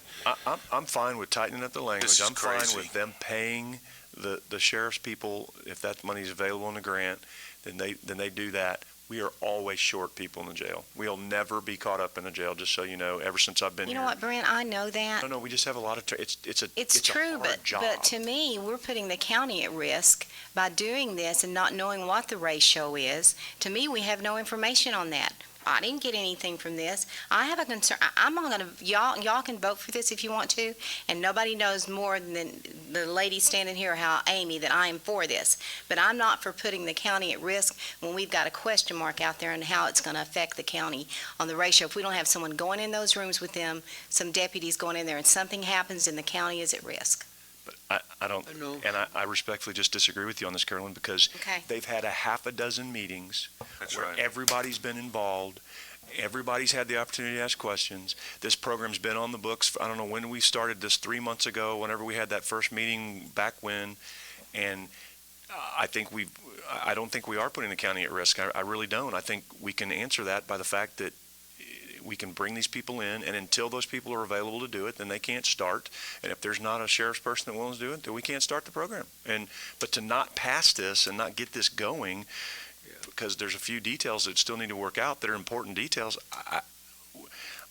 we come back in 3 months, we're going to have the same questions. Okay, so what you're telling me is that what we're going to say here today, if there are no deputies available, then they will not be in that room. Are y'all telling me that? They can't, correct. They can't. Okay, I just want to make sure, Yeah, we can't move forward with any. and that it's not going to put the rest of our deputies at harm in the jail because we're using someone else because we don't have enough people. And I think that's something we need to start talking about, is getting some Well, deputies in there. 32 vacancies, we've got to start about recruiting people. Well, we've recruited, but we've recruited and recruited. That's a hard job, folks. The bottom line is. We don't pay them enough. Pay them some more. No, you know what? We've raised them, and they still quit. The job stinks. I want anybody in this room to go be a jailer. That's the hardest, worst job in the county. And people get in there, and unless you want to pay them $100,000 a year to be a jailer, and they'll still probably quit after a period of time because it's a terrible, hard, horrible job. So I respect the heck out of those people, and we've got a contract coming up, and I'm going to vote to give them another raise, and they're still going to quit because it's a terrible job for the most part. And the sheriff has done an amazing job at turning that jail around. He's done an amazing job of making that as good a place as you can possibly work. But when you got to work with all due respect, the dregs of society day in and day out, it is not a pleasant place to do it. As good a job as the sheriff and everybody in there, not just sheriff, though, his whole staff, that they work their butts off. Joe Gonzalez and those guys, they try to make that the most pleasant place in the world. But it's a jail. I couldn't stand going in there when I was a lawyer, and I was on the other side of the glass. So it's just a hard deal. And at one point we were 60 short, Sheriff. Some point, the sheriff's done a great job at recruiting, but I don't know what to do. We're always going to be short, and every sheriff's been short. We've been so. I'm not going to make this into a partisan issue either. Every sheriff's been short. It's an ongoing thing. It's just hard to fill these spots, and it's hard to keep them. And if they can't, and if someone doesn't want to step up and make the money to do this, because the sheriff has very legitimate concerns, but. Well, we can't discuss this now, but I think down the road, we're going to have to bring it up, the sheriff's department, and what they make and what they don't make and what they do. I think that's going to have to be a concern in the budget. It is for me, anyway. I don't have a problem doing this if we're going to make sure that the sheriff oversees it, make sure a staff is in there during that period of time. And it's not done unless they are. Okay. Like I said, we've got to tighten up that language. The sheriff's 100% right on that. We can either delete 2.2 altogether, the alterations altogether, or we work on the language. I think we delete it. I appreciate that Johnny borrowed the language, but I think the sheriff's 100% right. Let's get that stuff out of there. And so I guess I'd move to delete those sections from the agreement because they don't need anything but a courtroom or some room. And then we've got to figure out the personnel because we can't leave the sheriff hanging on that, and we can't, expect him to add more people. So if they've got money in the grant to subsidize that, then let's do it. These guys you're talking about getting out of the jail, so why would they be violent? You're talking about misdemeanor offenses, right? You're talking about, people that, Class B or Class A or what? These individuals, Commissioner, would be individuals that otherwise would not be eligible for our outpatient competency restoration program, and many of them are actually on a waiting list for Vernon State Hospital, which is for the manifestly dangerous. Diversion. That's the other part of it, but not the jail diversion. No, jail diversion is a little bit of a different story. This would be specific to the jail-based competency restoration piece. But you are correct, sir, on the jail diversion piece. Most of those individuals will not be dangerous. Okay, if we delete part of this and approve the agreement subject to that. That will have to go back to the hospital district to approve because we deleted that paragraph. And then It hasn't gone before the back board to of the court? BPT, right? We can approve what we approved, and if they don't approve what we've approved, then it comes back to us. But if they approve it. The reason I'm asking I don't is know why if we Johnny miss cared. this window, we've missed the next 3 months. If we miss this window today, because we don't have another court meeting until July the 10th or 11th, and to get all this in faith, we have lost the first 3 months. So we either approve this agreement today and move forward to have 3 months to try to make it work, or we are out of business until October 1. Judge and Commissioners, the hospital district would be amenable to going ahead and removing 2.2 and then just making an adjustment to 2.1 that says that they would be having that mock courtroom made available to them. And I think that would satisfy their needs. I think our intent here is not to aggravate anybody with these provisions, but just to make sure that the facilities were made available so the program could be successful with the facilities that were provided there. Absolutely, and the sheriff came forward and did what he was supposed to do and told us those provisions are bad, and they're bad, and he's right, and we're going to kick those provisions out. Not bad, but, Let's go ahead and move on this thing. All right, so what's the motion? I'd move that we take those provisions out and take the one provision out and alter the one. Take out one. 2.2. Remove 2.2 and alter 2.1 to narrow it to the provision of the space that the center mentioned. That'd be my motion. Second. All right. Any other questions, concerns? The other part of this would be with some directive to work out this personnel issue. Got to vote on it first. Yeah, well, I don't know if we need to do another amendment. I think that can be worked out on the second agreement. And, I'm sorry, the second agreement was going to be done later. I was thinking, normally when we have interlocals like this, we can always have an MOU right thereafter. The MOU is just a procedure. Who's going to be doing like what? It's already kind of identified in this interlocal, so I think you're right, they would have to have some meetings and narrow that down and put it in writing. Then we can just vote on this motion and then with direction to go back on the personnel issue and come back with that second agreement, is what you're saying? Could be like a short one, very Okay. short one. But this gives authority to go ahead and start the program, right? Right. And get things moving. Assuming looking they at somebody assuming over there. At the sheriff's, at the jail, they have the staff. Do what? Assuming that they have the staff at the jail. So what are you gonna do? You gonna be okay? As in the past, Judge, we will do everything Okay. that's humanly possible in the jail, including the additional overtime, which we already know is very high in the jail. Well, we appreciate your willingness to make the program work. That means putting my captains to work down there during this program. Okay. We'll do what we have to do. I knew you would, and I know you will, but we gotta move this program forward, because we have 3 months to see if it's even gonna work.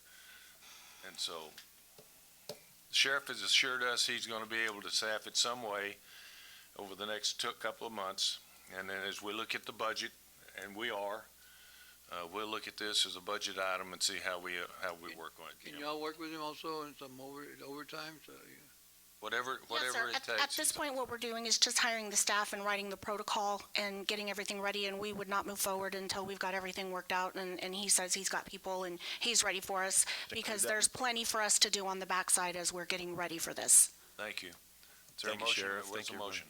there's a motion already. And I got a second? Second. Any other questions?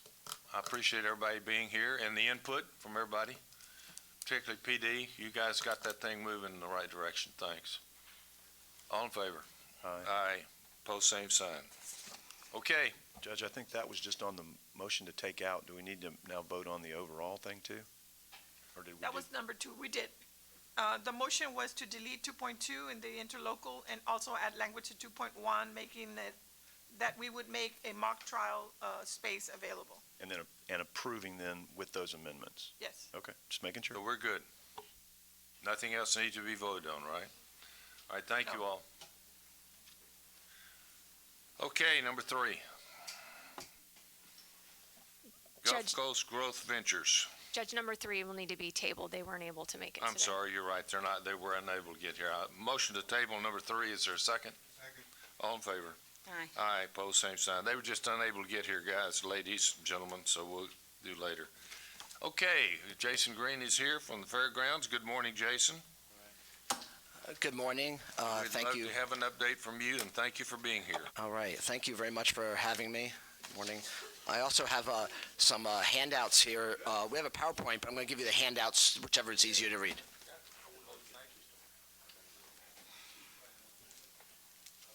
Judge, I had the opportunity to meet Jason's parents Thursday night at a banquet there in Robstown at the fairgrounds, and they're from New York, and they came down to see the work their son is doing. I told him he's doing good work, but I also apologize for all the hot weather that we have down here, and they were fine with that.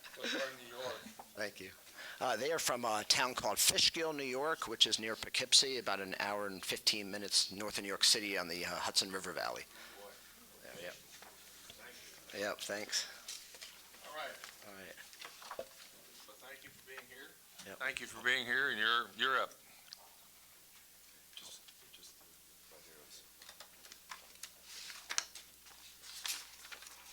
Oh, okay. Great. Well, let me see. Kristen, do you have the afternoon?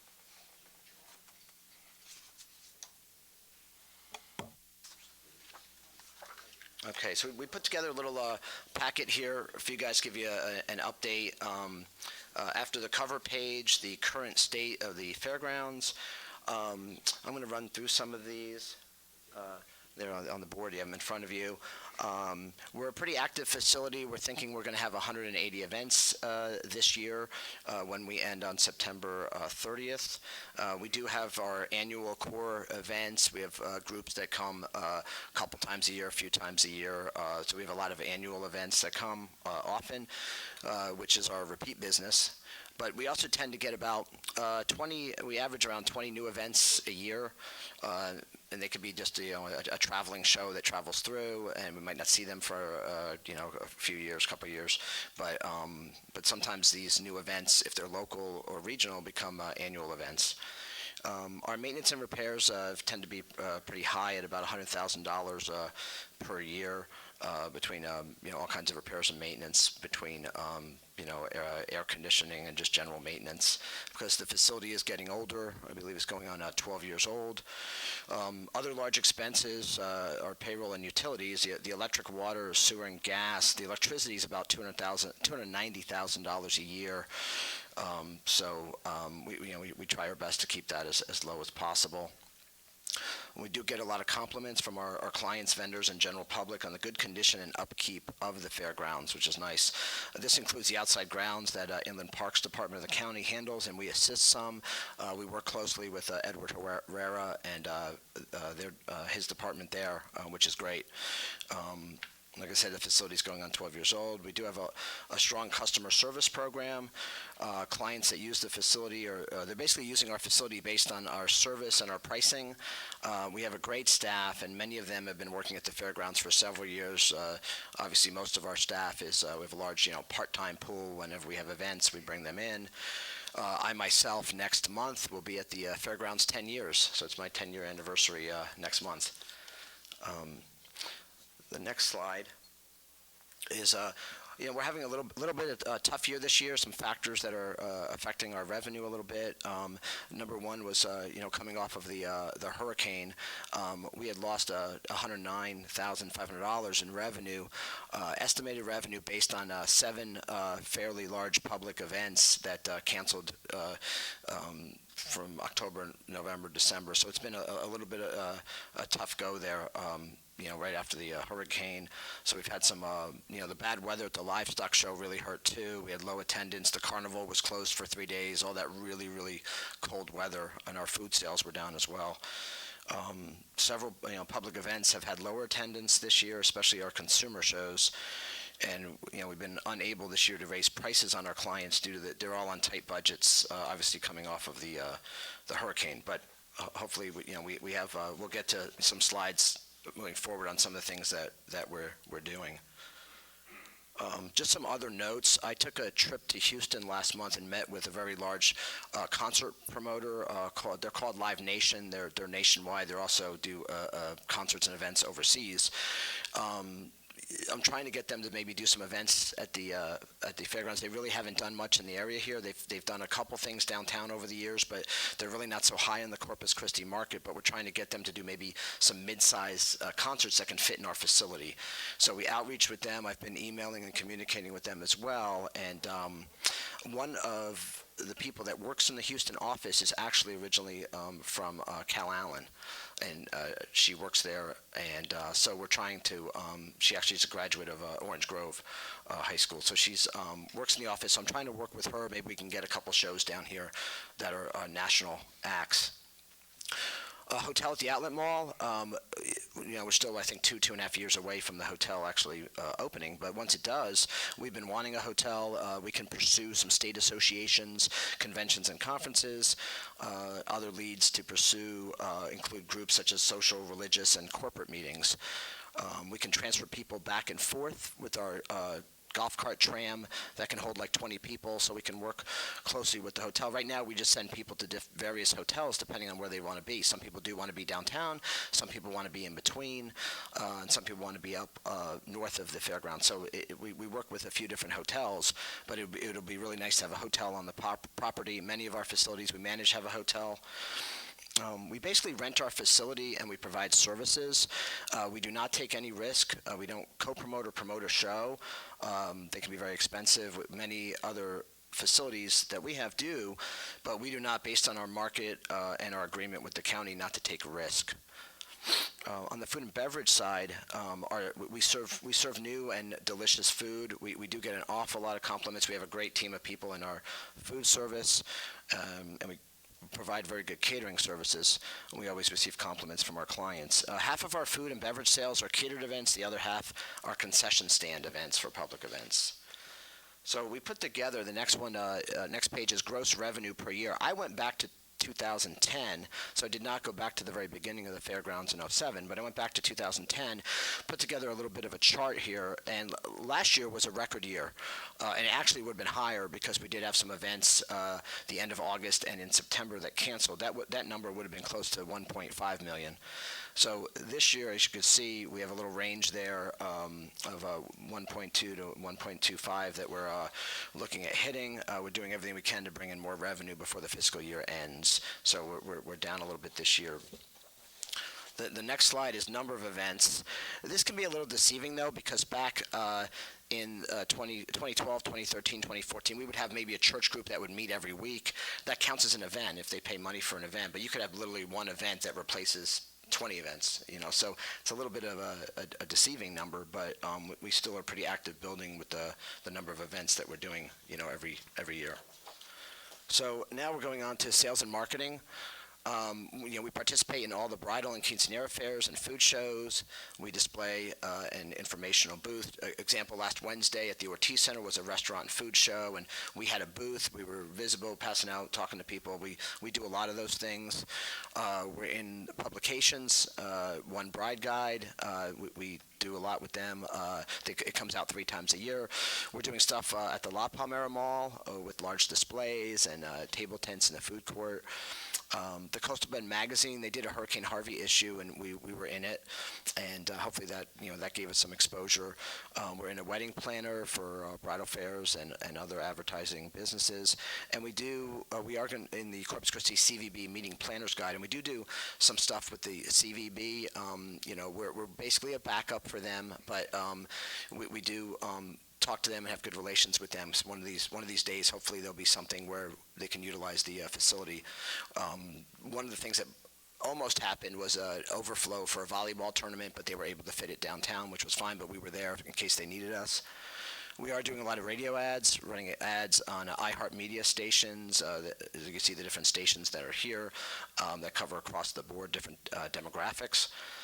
We do online ads too with the radio station and One Bride Guide. We did run KRIS TV, some ads on there as well, so that worked out pretty good. And this is we do more than this, but this is kind of some highlights. We launched a new website last summer. It's doing really well, and we have access to send out requests for proposal, and that's slowly building. We're tracking everything. We have an excellent marketing manager. She does a really nice job for us. The next slide, our online marketing, we do more than this, but this is just kind of a snapshot of all the different websites that we're on and the social media with the Facebook and Twitter, Instagram, and all that we do. The next slide also continues on our social media marketing, where we're posting public events. We do have a partnership with the Outlet Mall. We work closely with them. They love a lot of our events. Depending on the times of the events, sometimes when an event ends and it's a daytime event or early evening it ends, a lot of people will go over to the Outlet Mall shopping, and then they help us with some promotions too. So we help promote each other. Exist, and we're also doing a wedding package special this month to try to book some weddings before September 30th. We do get a lot of last-minute, short-term bookings on various types of events. Promote the venue. You can see some of our things that we're doing. We have almost 10,000 followers on Facebook, and then we have Instagram, Twitter, and then our database. We started a couple years ago a fanfare club, and you can see that's at 2,344. So we're always doing email blasts and sending information out to the public. Marketing on our food and beverage. Last year, and in fact, this coming weekend, we have the Comic-Con Festival, year number 2. Large attendance, thousands of people are expected. They've added space. They're using the ballroom this year besides the big buildings. So we unveiled a Name That Nacho contest, the Kapow Nachos, and you can see we were selling them for $8 and the revenue we generated. We're unveiling Krypton fries, so hopefully we can let you know how that does and that sells, but we're going to do that. But we're doing that this weekend, but also we sell the Kapow Nachos at other big, large events throughout the year, and then hopefully if this Krypton fries does well, we'll continue that at other events as well. So we're kind of unveiling that this weekend. Some community involvement is on the next page. We partner with the Keach Family Library on some things, so when they have some events, we try to partner. We're partnering them with giving away a couple tickets to the Comic-Con event for their summer reading program, and we work with them closely. We did a Comcast Cares Day, Wesley Community Center. We took some time off and went over and helped them clean up their playground in Robstown, and that was really nice for the children there. We did a toy drive with the women's shelter, which was nice back in December. And then Hurricane Harvey, there were 2 events that we had. We had for the food bank, the Johnny Canales show, KRI's TV. We were out there and they did a show. People brought canned goods and helped replenish the food bank.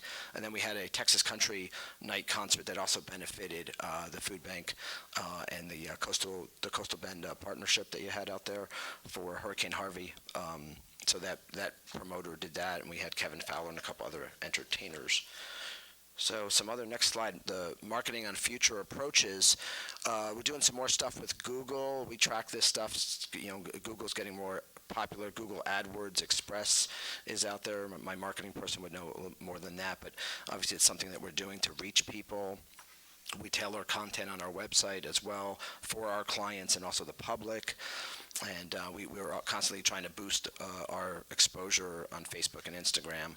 And our events do that too, but our events pretty much do their advertising on their own, but we help them out on certain things as well. And then every year we try to advertise with a new entity. And then the next slide basically is our corporate support. You can see there's a lot of different departments, so we can always reach out to somebody at our corporate office in a particular department if we have questions. We have regularly conference calls in pretty much each department, and the staff participates in those, find out the newest stuff that's happening, and if anybody goes to attend conferences. On the technical support, we have technical support for our email, payroll, website, finance software programs, and our booking software for our calendar of events, and some other areas that our corporate office helps us in. You can see is legal, risk management, bookings, public relations, and human resources.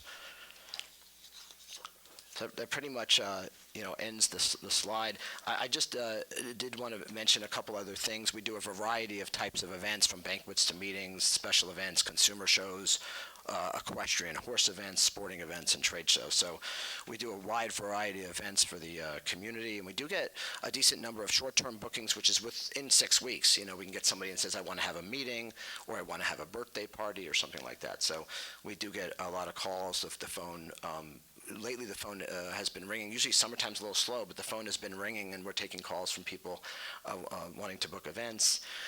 Tomorrow, myself and a few key people from my staff, we have a meeting with Christopher and Melissa to go over some hurricane preparedness, which is good.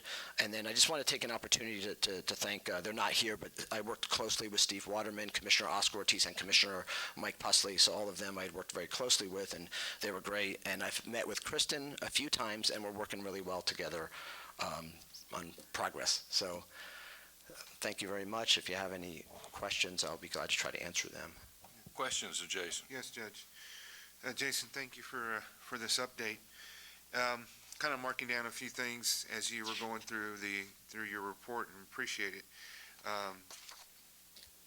The facilities being 12 years old, I mean, we need to, and we've talked about this before, long-term planning, capital improvement planning, big ticket items that we know that are going to come up, issues that have kind of reared their head, especially during the hurricane, and just the facility staying strong and be able to support the programming that we have, but also just to make sure that it doesn't deteriorate to a point where it's going to cost us longer in the long run. So that's something, Judge and Commissioners, that we need to keep in mind as we look forward, that we need to sit down and really plan it out.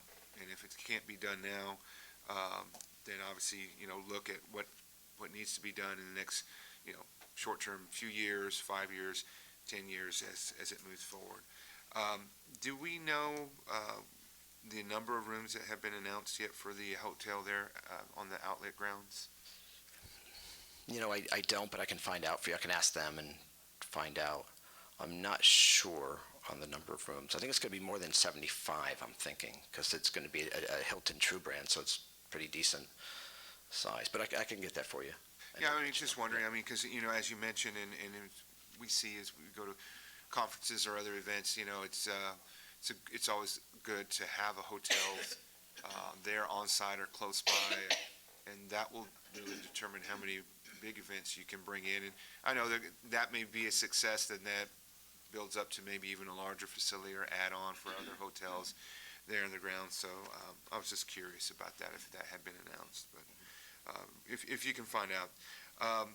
Aviator Field, that was one of the things I talked to you about and to Edward about as we came on, and we hear it every year, especially around baseball season, that's a natural draw. It's a great location, and we can get something worked out that where we can use your staff to make sure that we have it staffed, so we're not, the problem there is that we don't have staff to supply it, so boosters are going to have to go and supply the staff, the parents, to support the facility, to run the concession, to do the ticket taking or whatever, and then there are also the fans, they're the parents, and so are they going to really want to do that? So that doesn't really work a lot of times, but if we can work something out to figure out how to utilize your staff and be able to sell that as a permanent location. I mean, we've done well.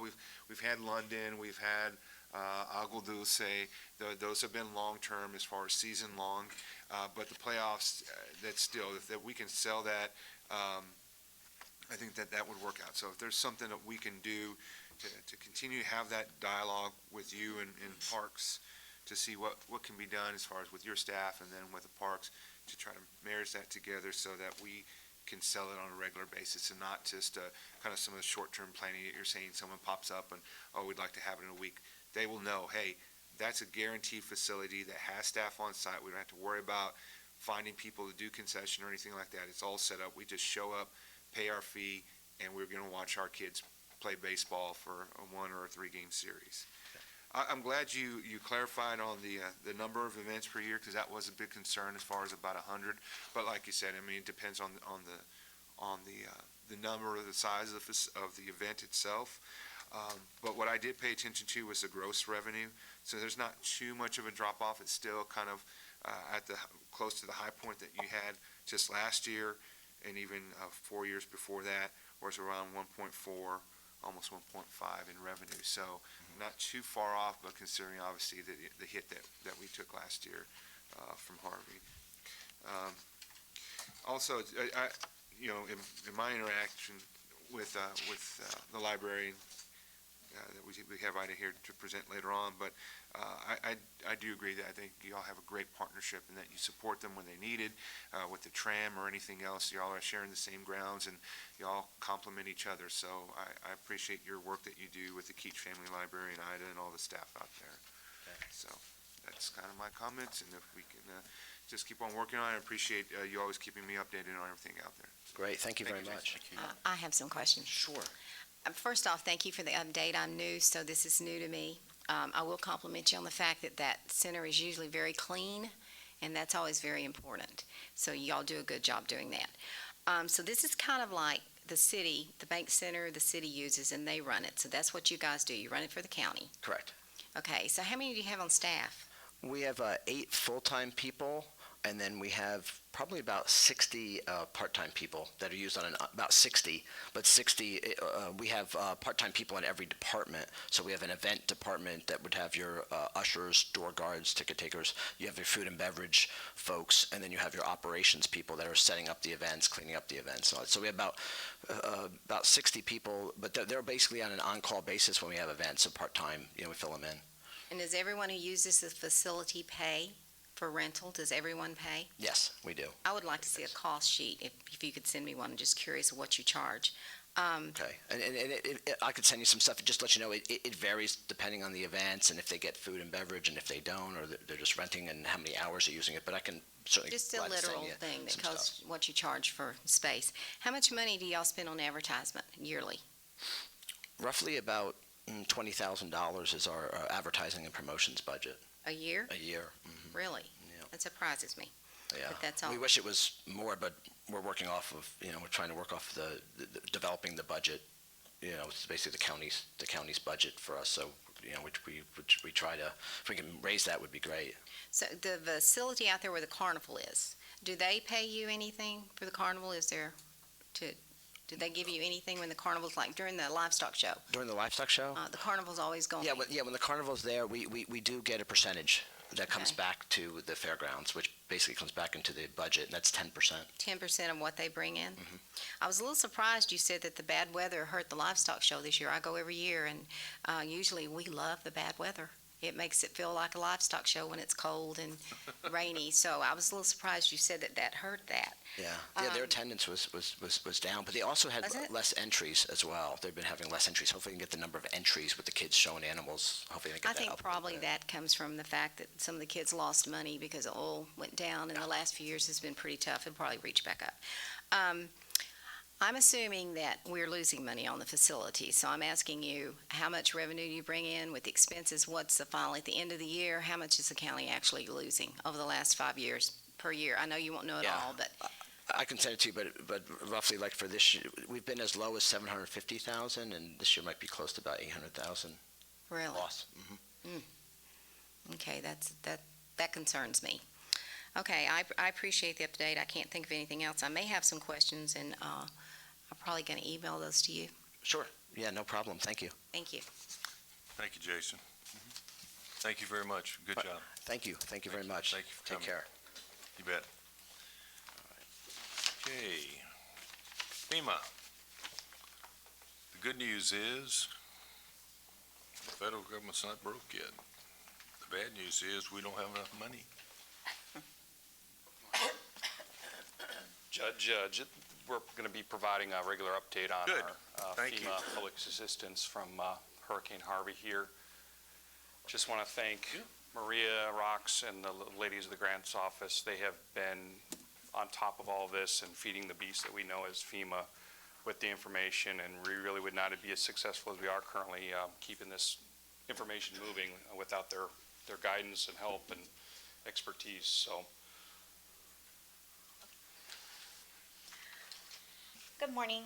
Okay, Morning. so I've given you kind of a bare bones spreadsheet of our Hurricane Harvey projects. Of course, when right after the event, we had to submit a damage inventory to FEMA, and at that time, we had about 25 projects for an estimated cost of $4.8 million. Now that we've identified what's covered by insurance, and then other funding from other sources, our current list is down to 18 projects for a total of a little over $1 million. The first section in green are projects that are 100% completed. So those are actual costs. So we should be getting money pretty quickly. Well, I won't say quickly when it comes to FEMA, but money should start be flowing through for that amount of $140,000. It's not a whole lot, but it's something.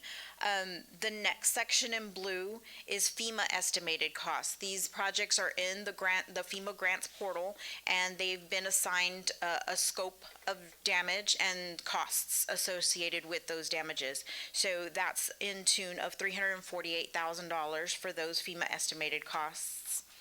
And then the next section, which is not highlighted, are county estimated costs. They are still running through the system. We still have some work to do on our end in submitting documentation to FEMA to get those projects going and get reimbursed for those projects. And that is in the tune of $546,544, the majority of that being emergency protective measures, which is all the emergency expenses that happened right after Harvey, P-card expenses, purchase orders, things of that nature, as well as the overtime for all the officers. The next section, which is in yellow, those are insured projects. FEMA had already done the site inspections, so we've kept them as FEMA projects, but they're expected to be, all the damages should be covered by insurance. And then the very last page kind of really affected the bottom line of our numbers. As you know, I know Scott Cross just got approved for a $300,000 Rebuild Texas Dell Foundation grant, and I know he submitted a grant application for that last project, which is the I.B. McGee Campground Electric. So that kind of brought our costs down. And then we're back to the a little over $1 million. The county's match is 10% of each of these projects, with the exception of debris removal. The state will be covering our 10% match. So the county's match is about $90,539. Again, that's an estimate since we're still working off some county estimated costs. Now, Dale did get correspondence from FEMA or the state. I forgot who actually. The state clarified that we could use county, the costs for the county exempt employees are not eligible since they're not overtime, but we are going to be able to use those, and Dale can clarify that better, but we will be able to use that towards our 10% match. So we probably won't have any sort of cash match that we would be providing. It's going to be in kind. And another thing I don't have included in this spreadsheet is direct administrative costs. FEMA started a pilot program to where we are allowed, for each project, there's a flat rate of 4% that we can recoup back with a 1% additional incentive if we're able to close the project out within 90 days. So if we are diligent in our work in getting these projects done and closed out, there's a possible 5% for each one of these projects, which would be $51,756 back to the county. So with that, I'll take any questions. Commissioners, the work that's being done by grants and risk management and by Christopher and his group and everybody else has really been exceptional. I don't know how many times we've met. We meet about. We've been meeting basically on a weekly basis. We've missed a couple here and there. You got me informed at least once a month, and there's a lot of work being done on behalf of this county, and it's reflected here. And Scott has really come through a couple of really neat grants to help us get away from FEMA. But sounds like I just made you all additional 5% somewhere. Yes. Yeah. Anyway, he's gotten us some great help, but I want to thank the staff and everybody working so hard. Working through the FEMA process is really tedious, and we knew that going in. It's been almost a year. You know, we're in June, the storm was in August, so we're 10 months in at the end of this. But the results are really good. I want to thank the staff for working so hard. all of you, Tim, everybody's really working hard, pushing the envelope to get as much money as we can, and Christopher and the grants and everybody, so thank you. We're gonna make this, and it's gonna come out fine for us, and with Scott's help with some of that other stuff, we're really gonna come out, I think, okay. And I know Roxy couldn't be here today, but I know we have been working on some, it's Hurricane Harvey related projects. It's not FEMA reimbursement, but we are putting in for some hazard mitigation money and additional projects. So we'll have to update the court on that at a later date also. And Dale, the auditing department's been great. The thank you, Your Honor. information I you just- furnished has just really been great. I just told by my staff, we just show a receipt of the $300,000 that Scott has gotten. So we've already got the money in our bank for the $300,000. Really? Yes. Yep. That's good. When it comes from those private foundations, they're not restricted by. You've probably And then- already spent it. What, and Scott, I know we don't have that one yet, but what's the other one you applied for? Is that on this list? Will that affect this list? It is. It's the very last one on the list. The IB McGee Campground Electric. He did put in an application for $500,000. But, so, is that million include that 500? Because we don't know if we're going to get that. No, it one. doesn't. Okay. No, I didn't So it could include really those be $1.5 million numbers. if he didn't get that grant. Yes. Prior to him getting those grants, yeah, we were right about 2 million, but now that he's received those grants, we've taken them off. We don't have the They're second still one. on the FEMA list, but Don't we've jinx taken them out of our bottom line. Don't jinx us. When do you think we'll hear on that one? July. I can tell you that we've been meeting regularly with the FEMA people. They've been very cooperative. They want to help us get this thing done. It's a marathon, not a sprint, but we knew that. But we've come a long way, and Tim's really done a good job keeping his thumb on the insurance, and we really appreciate that. Thanks, guys. Ladies, thank you very, very much. We can be proud of this effort, commissioners. This is a great cooperative effort. Very good job. Thank you. Good morning, Judge, Commissioners. I'm here this morning. We met with the Library Advisory Board last month in May, and they wanted to add something to their agenda, and they wanted to bring upon the court is for us to name and consider naming the Children's Activity Room at the Keach Family Library in honor of Laura Chapa, our Children's Youth Services Reference Librarian who passed away in March. And this is something that they considered because of the efforts that she worked at the library for 9 years and battling cancer. And so we wanted to bring it before the court to see if you could consider that. Second. Thank you. It's a wonderful project. Thank you, Judge. For those of you who do not know this lady, this was the bravest lady I think I ever saw. She came to work when she absolutely didn't feel like she could even be there, and she loved her work, she loved the kids, she loved the library, and her determination to live was unbelievable, so Had a smile on her face. and thank you. Thank you. Thank you for doing Never this. complain. All in favor? Aye. Aye, opposed, same. Thank you very much. Wonderful lady. Thank you. deserves Okay. Edward, are you re-roofing? I am re-roofing, Judge. Okay. Back in October, we were going through the storm. Again, it's on my shoulders. We allowed this contract to lapse.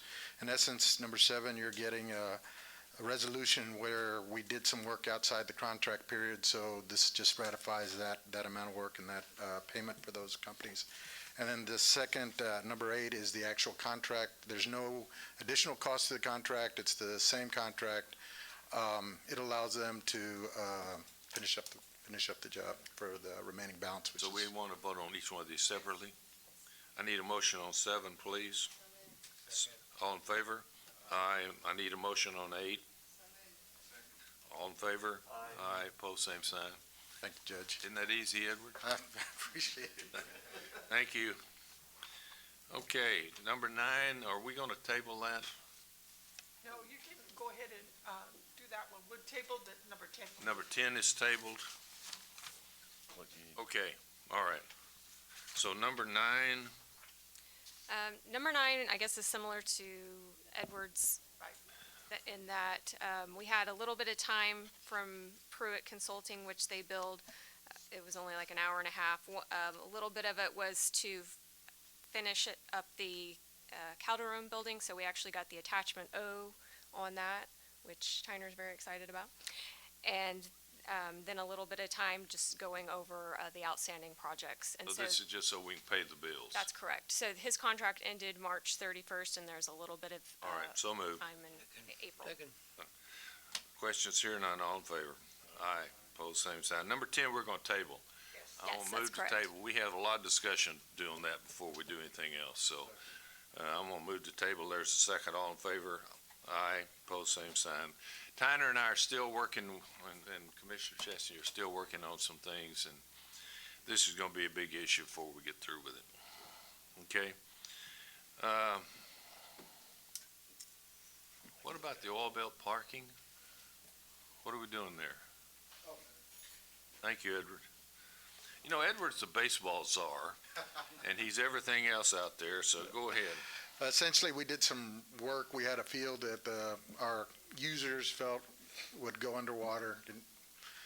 It was one of those deals where we should have put the pipes in. We did put the pipes in, and so this adds to that project to put in some two runs of 12-inch pipe. And then also the front entrance there, once we had pulled the pavement off, there was a pipe separation there where the pipes were coming apart. And it was felt that if we paved over it like it was, eventually we're gonna get a pothole where that separated joints were. So it'd sink in, so we recommend it. You okay with that, Commissioner? Make the motion. Okay, second, all in favor? Aye. Aye, pose same sign. Thank you. Number 12? Good morning, Judge. Good morning, Tim. Commissioners.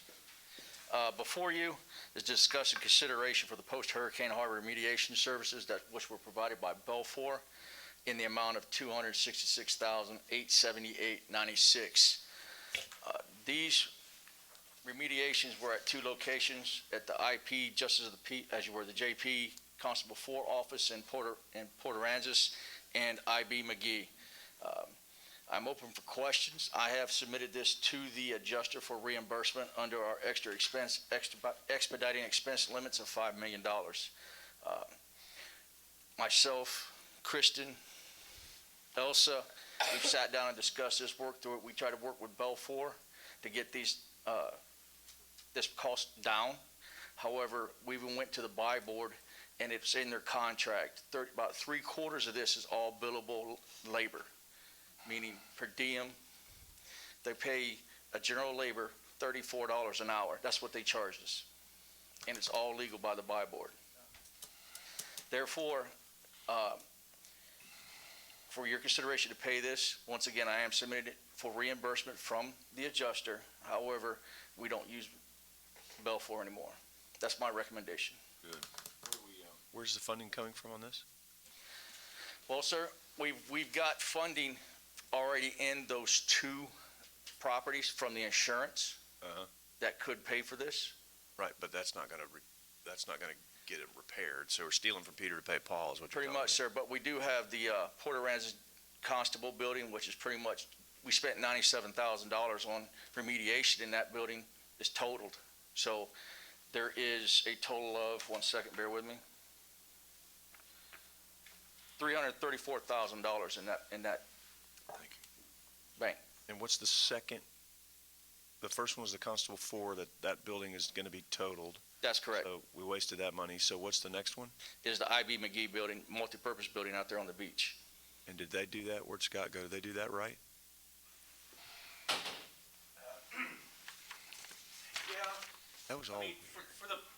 For the most part, they did the mitigation. We kind of brought a little bit that on ourselves because we had to delay in letting them go in and do complete mold mitigation where we had that building closed up for a couple months trying to get our feet underneath us and figure out what we were doing.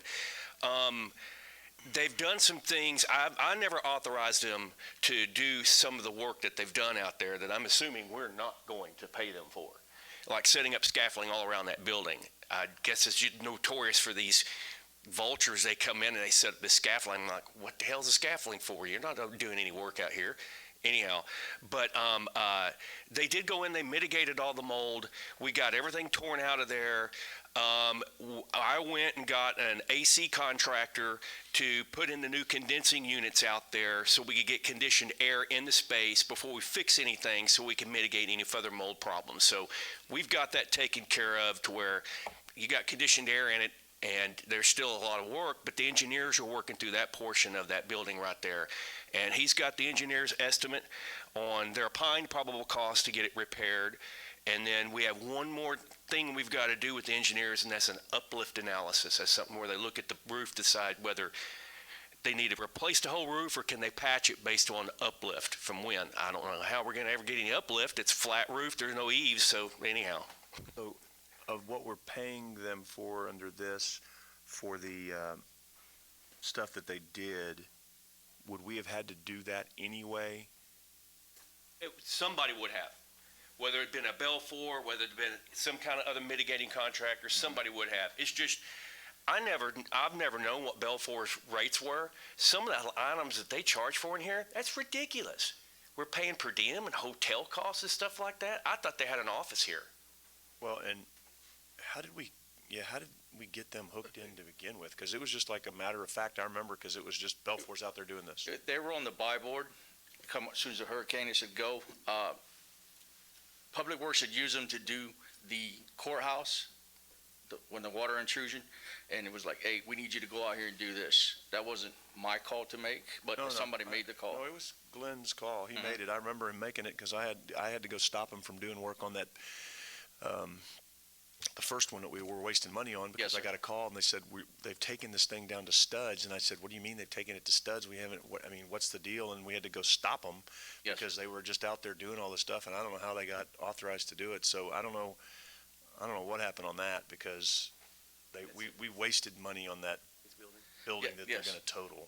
Because that was before we knew what the city's intent was when they're building. And some of that. Yes, sir. Some of that, not the whole 96,000, was prior to that decision being made, which I don't know, maybe the city did some on their side too. I don't really know, because we certainly didn't. I didn't think they were going to total that building, to be real honest with you. I don't know. That's another discussion. But and I'm not blaming the city of Port Aransas, because my God, they had their plate plenty full, so they couldn't get around to it.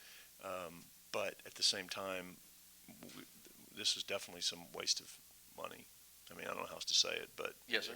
And so hopefully we can get some of that back from insurance, because, I mean, it's legitimate. I mean, it wasn't, stuff that we thought we needed to do, but anyway. So, yes, sir. All right. It's not a good deal, but I don't know what else to do. I agree, sir. All right. Sure, I guess. Thank you. So is there a second? Second, I guess. Okay, we got a second. All in favor, signify by saying aye. Aye, opposed, same sign. Purchasing.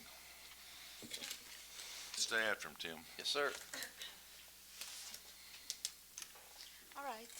The item for purchasing is we had gone out for bid for an engineering service contract to perform a safety inspection of the Horace Caldwell Pier, following all the FEMA guidelines. We received proposals.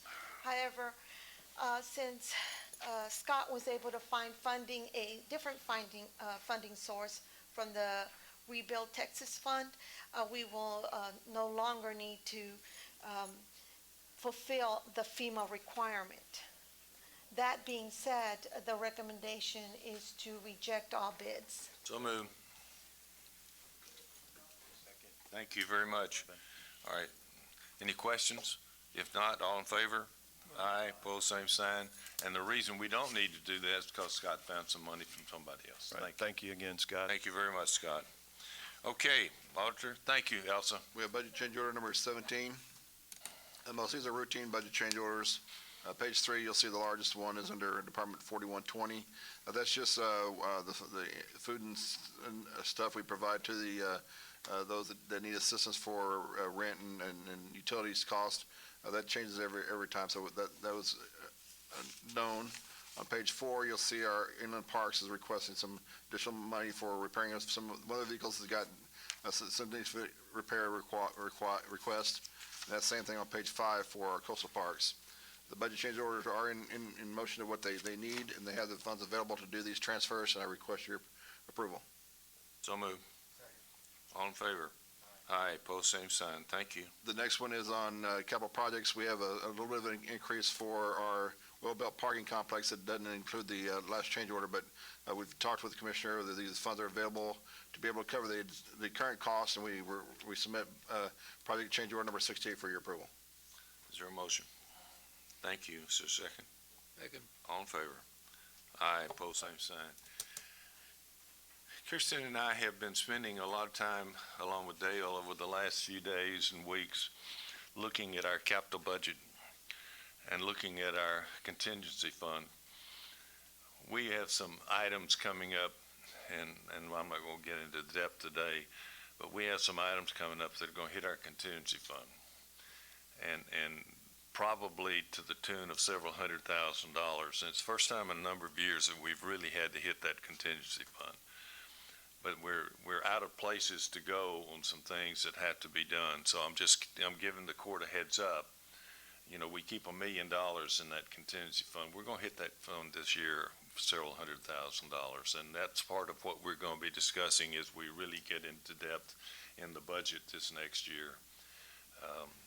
You know, this is another one of those areas where we've run out of money and everywhere else, and we're having to go back to do the contingency fund for its intended purpose.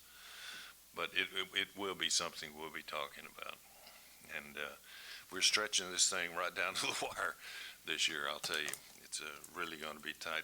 Court may go into executive session at any time. I got a question, Dale.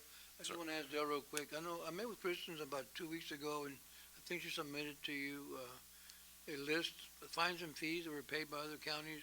I needed Nueces County to compare, and I think didn't you said they're giving it to somebody in Yes, and I did get that on Friday, and I was reviewing it, and I'll pass that along to you. Yes. Yeah, well, thank you. Yes, Good. the auditor's office did provide it. Okay. Thank you. That's a good point, Joe.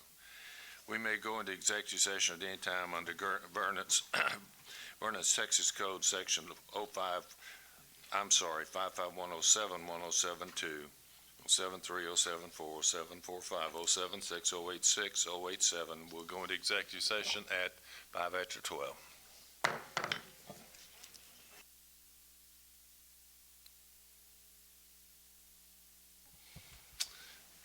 Okay, we'll go back into regular session at 1:45.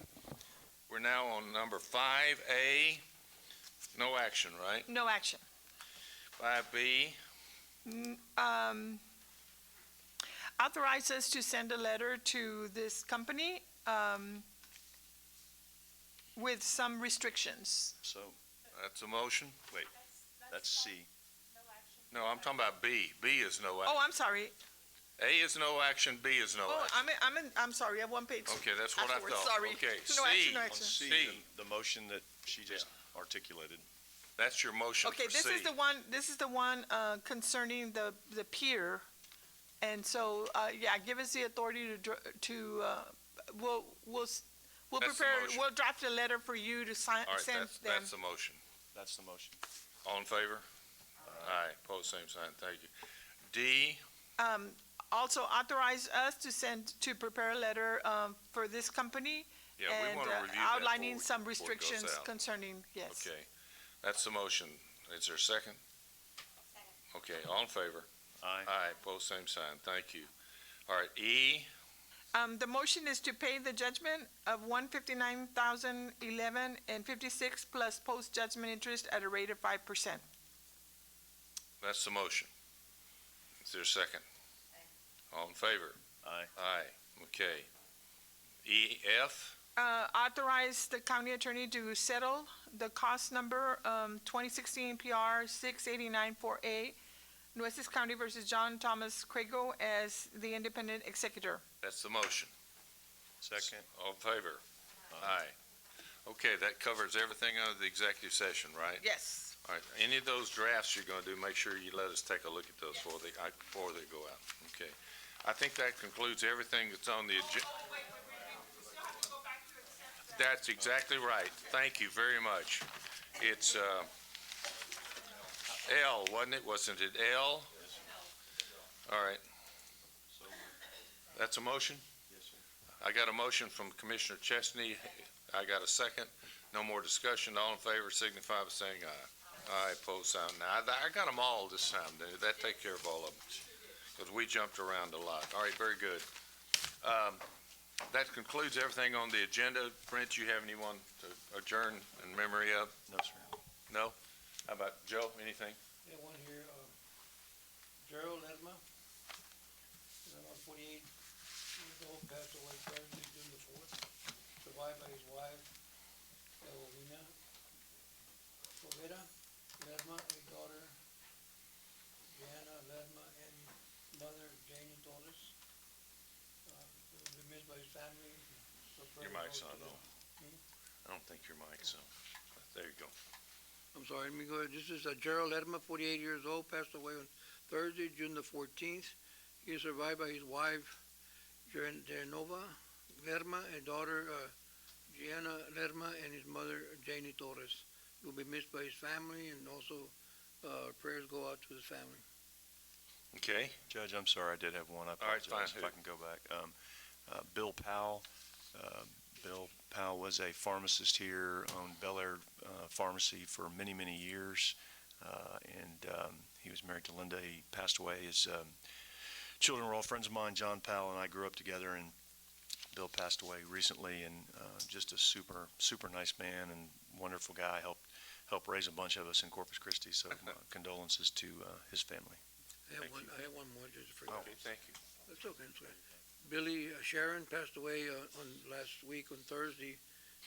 He was a longtime resident of Calallen area. He very much involved with the community, also very active in the arena of the Rage Club. He will be missed by his family, and my prayers go out to the family. Very good. John, you have anything?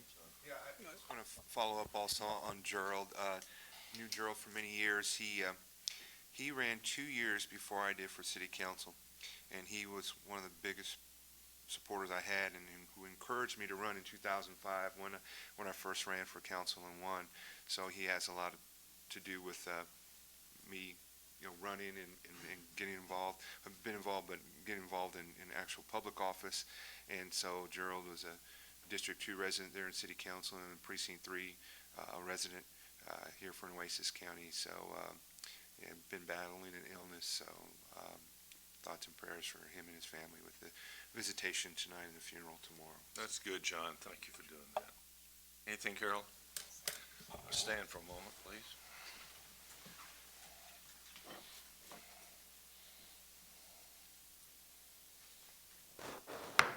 Okay, thank you.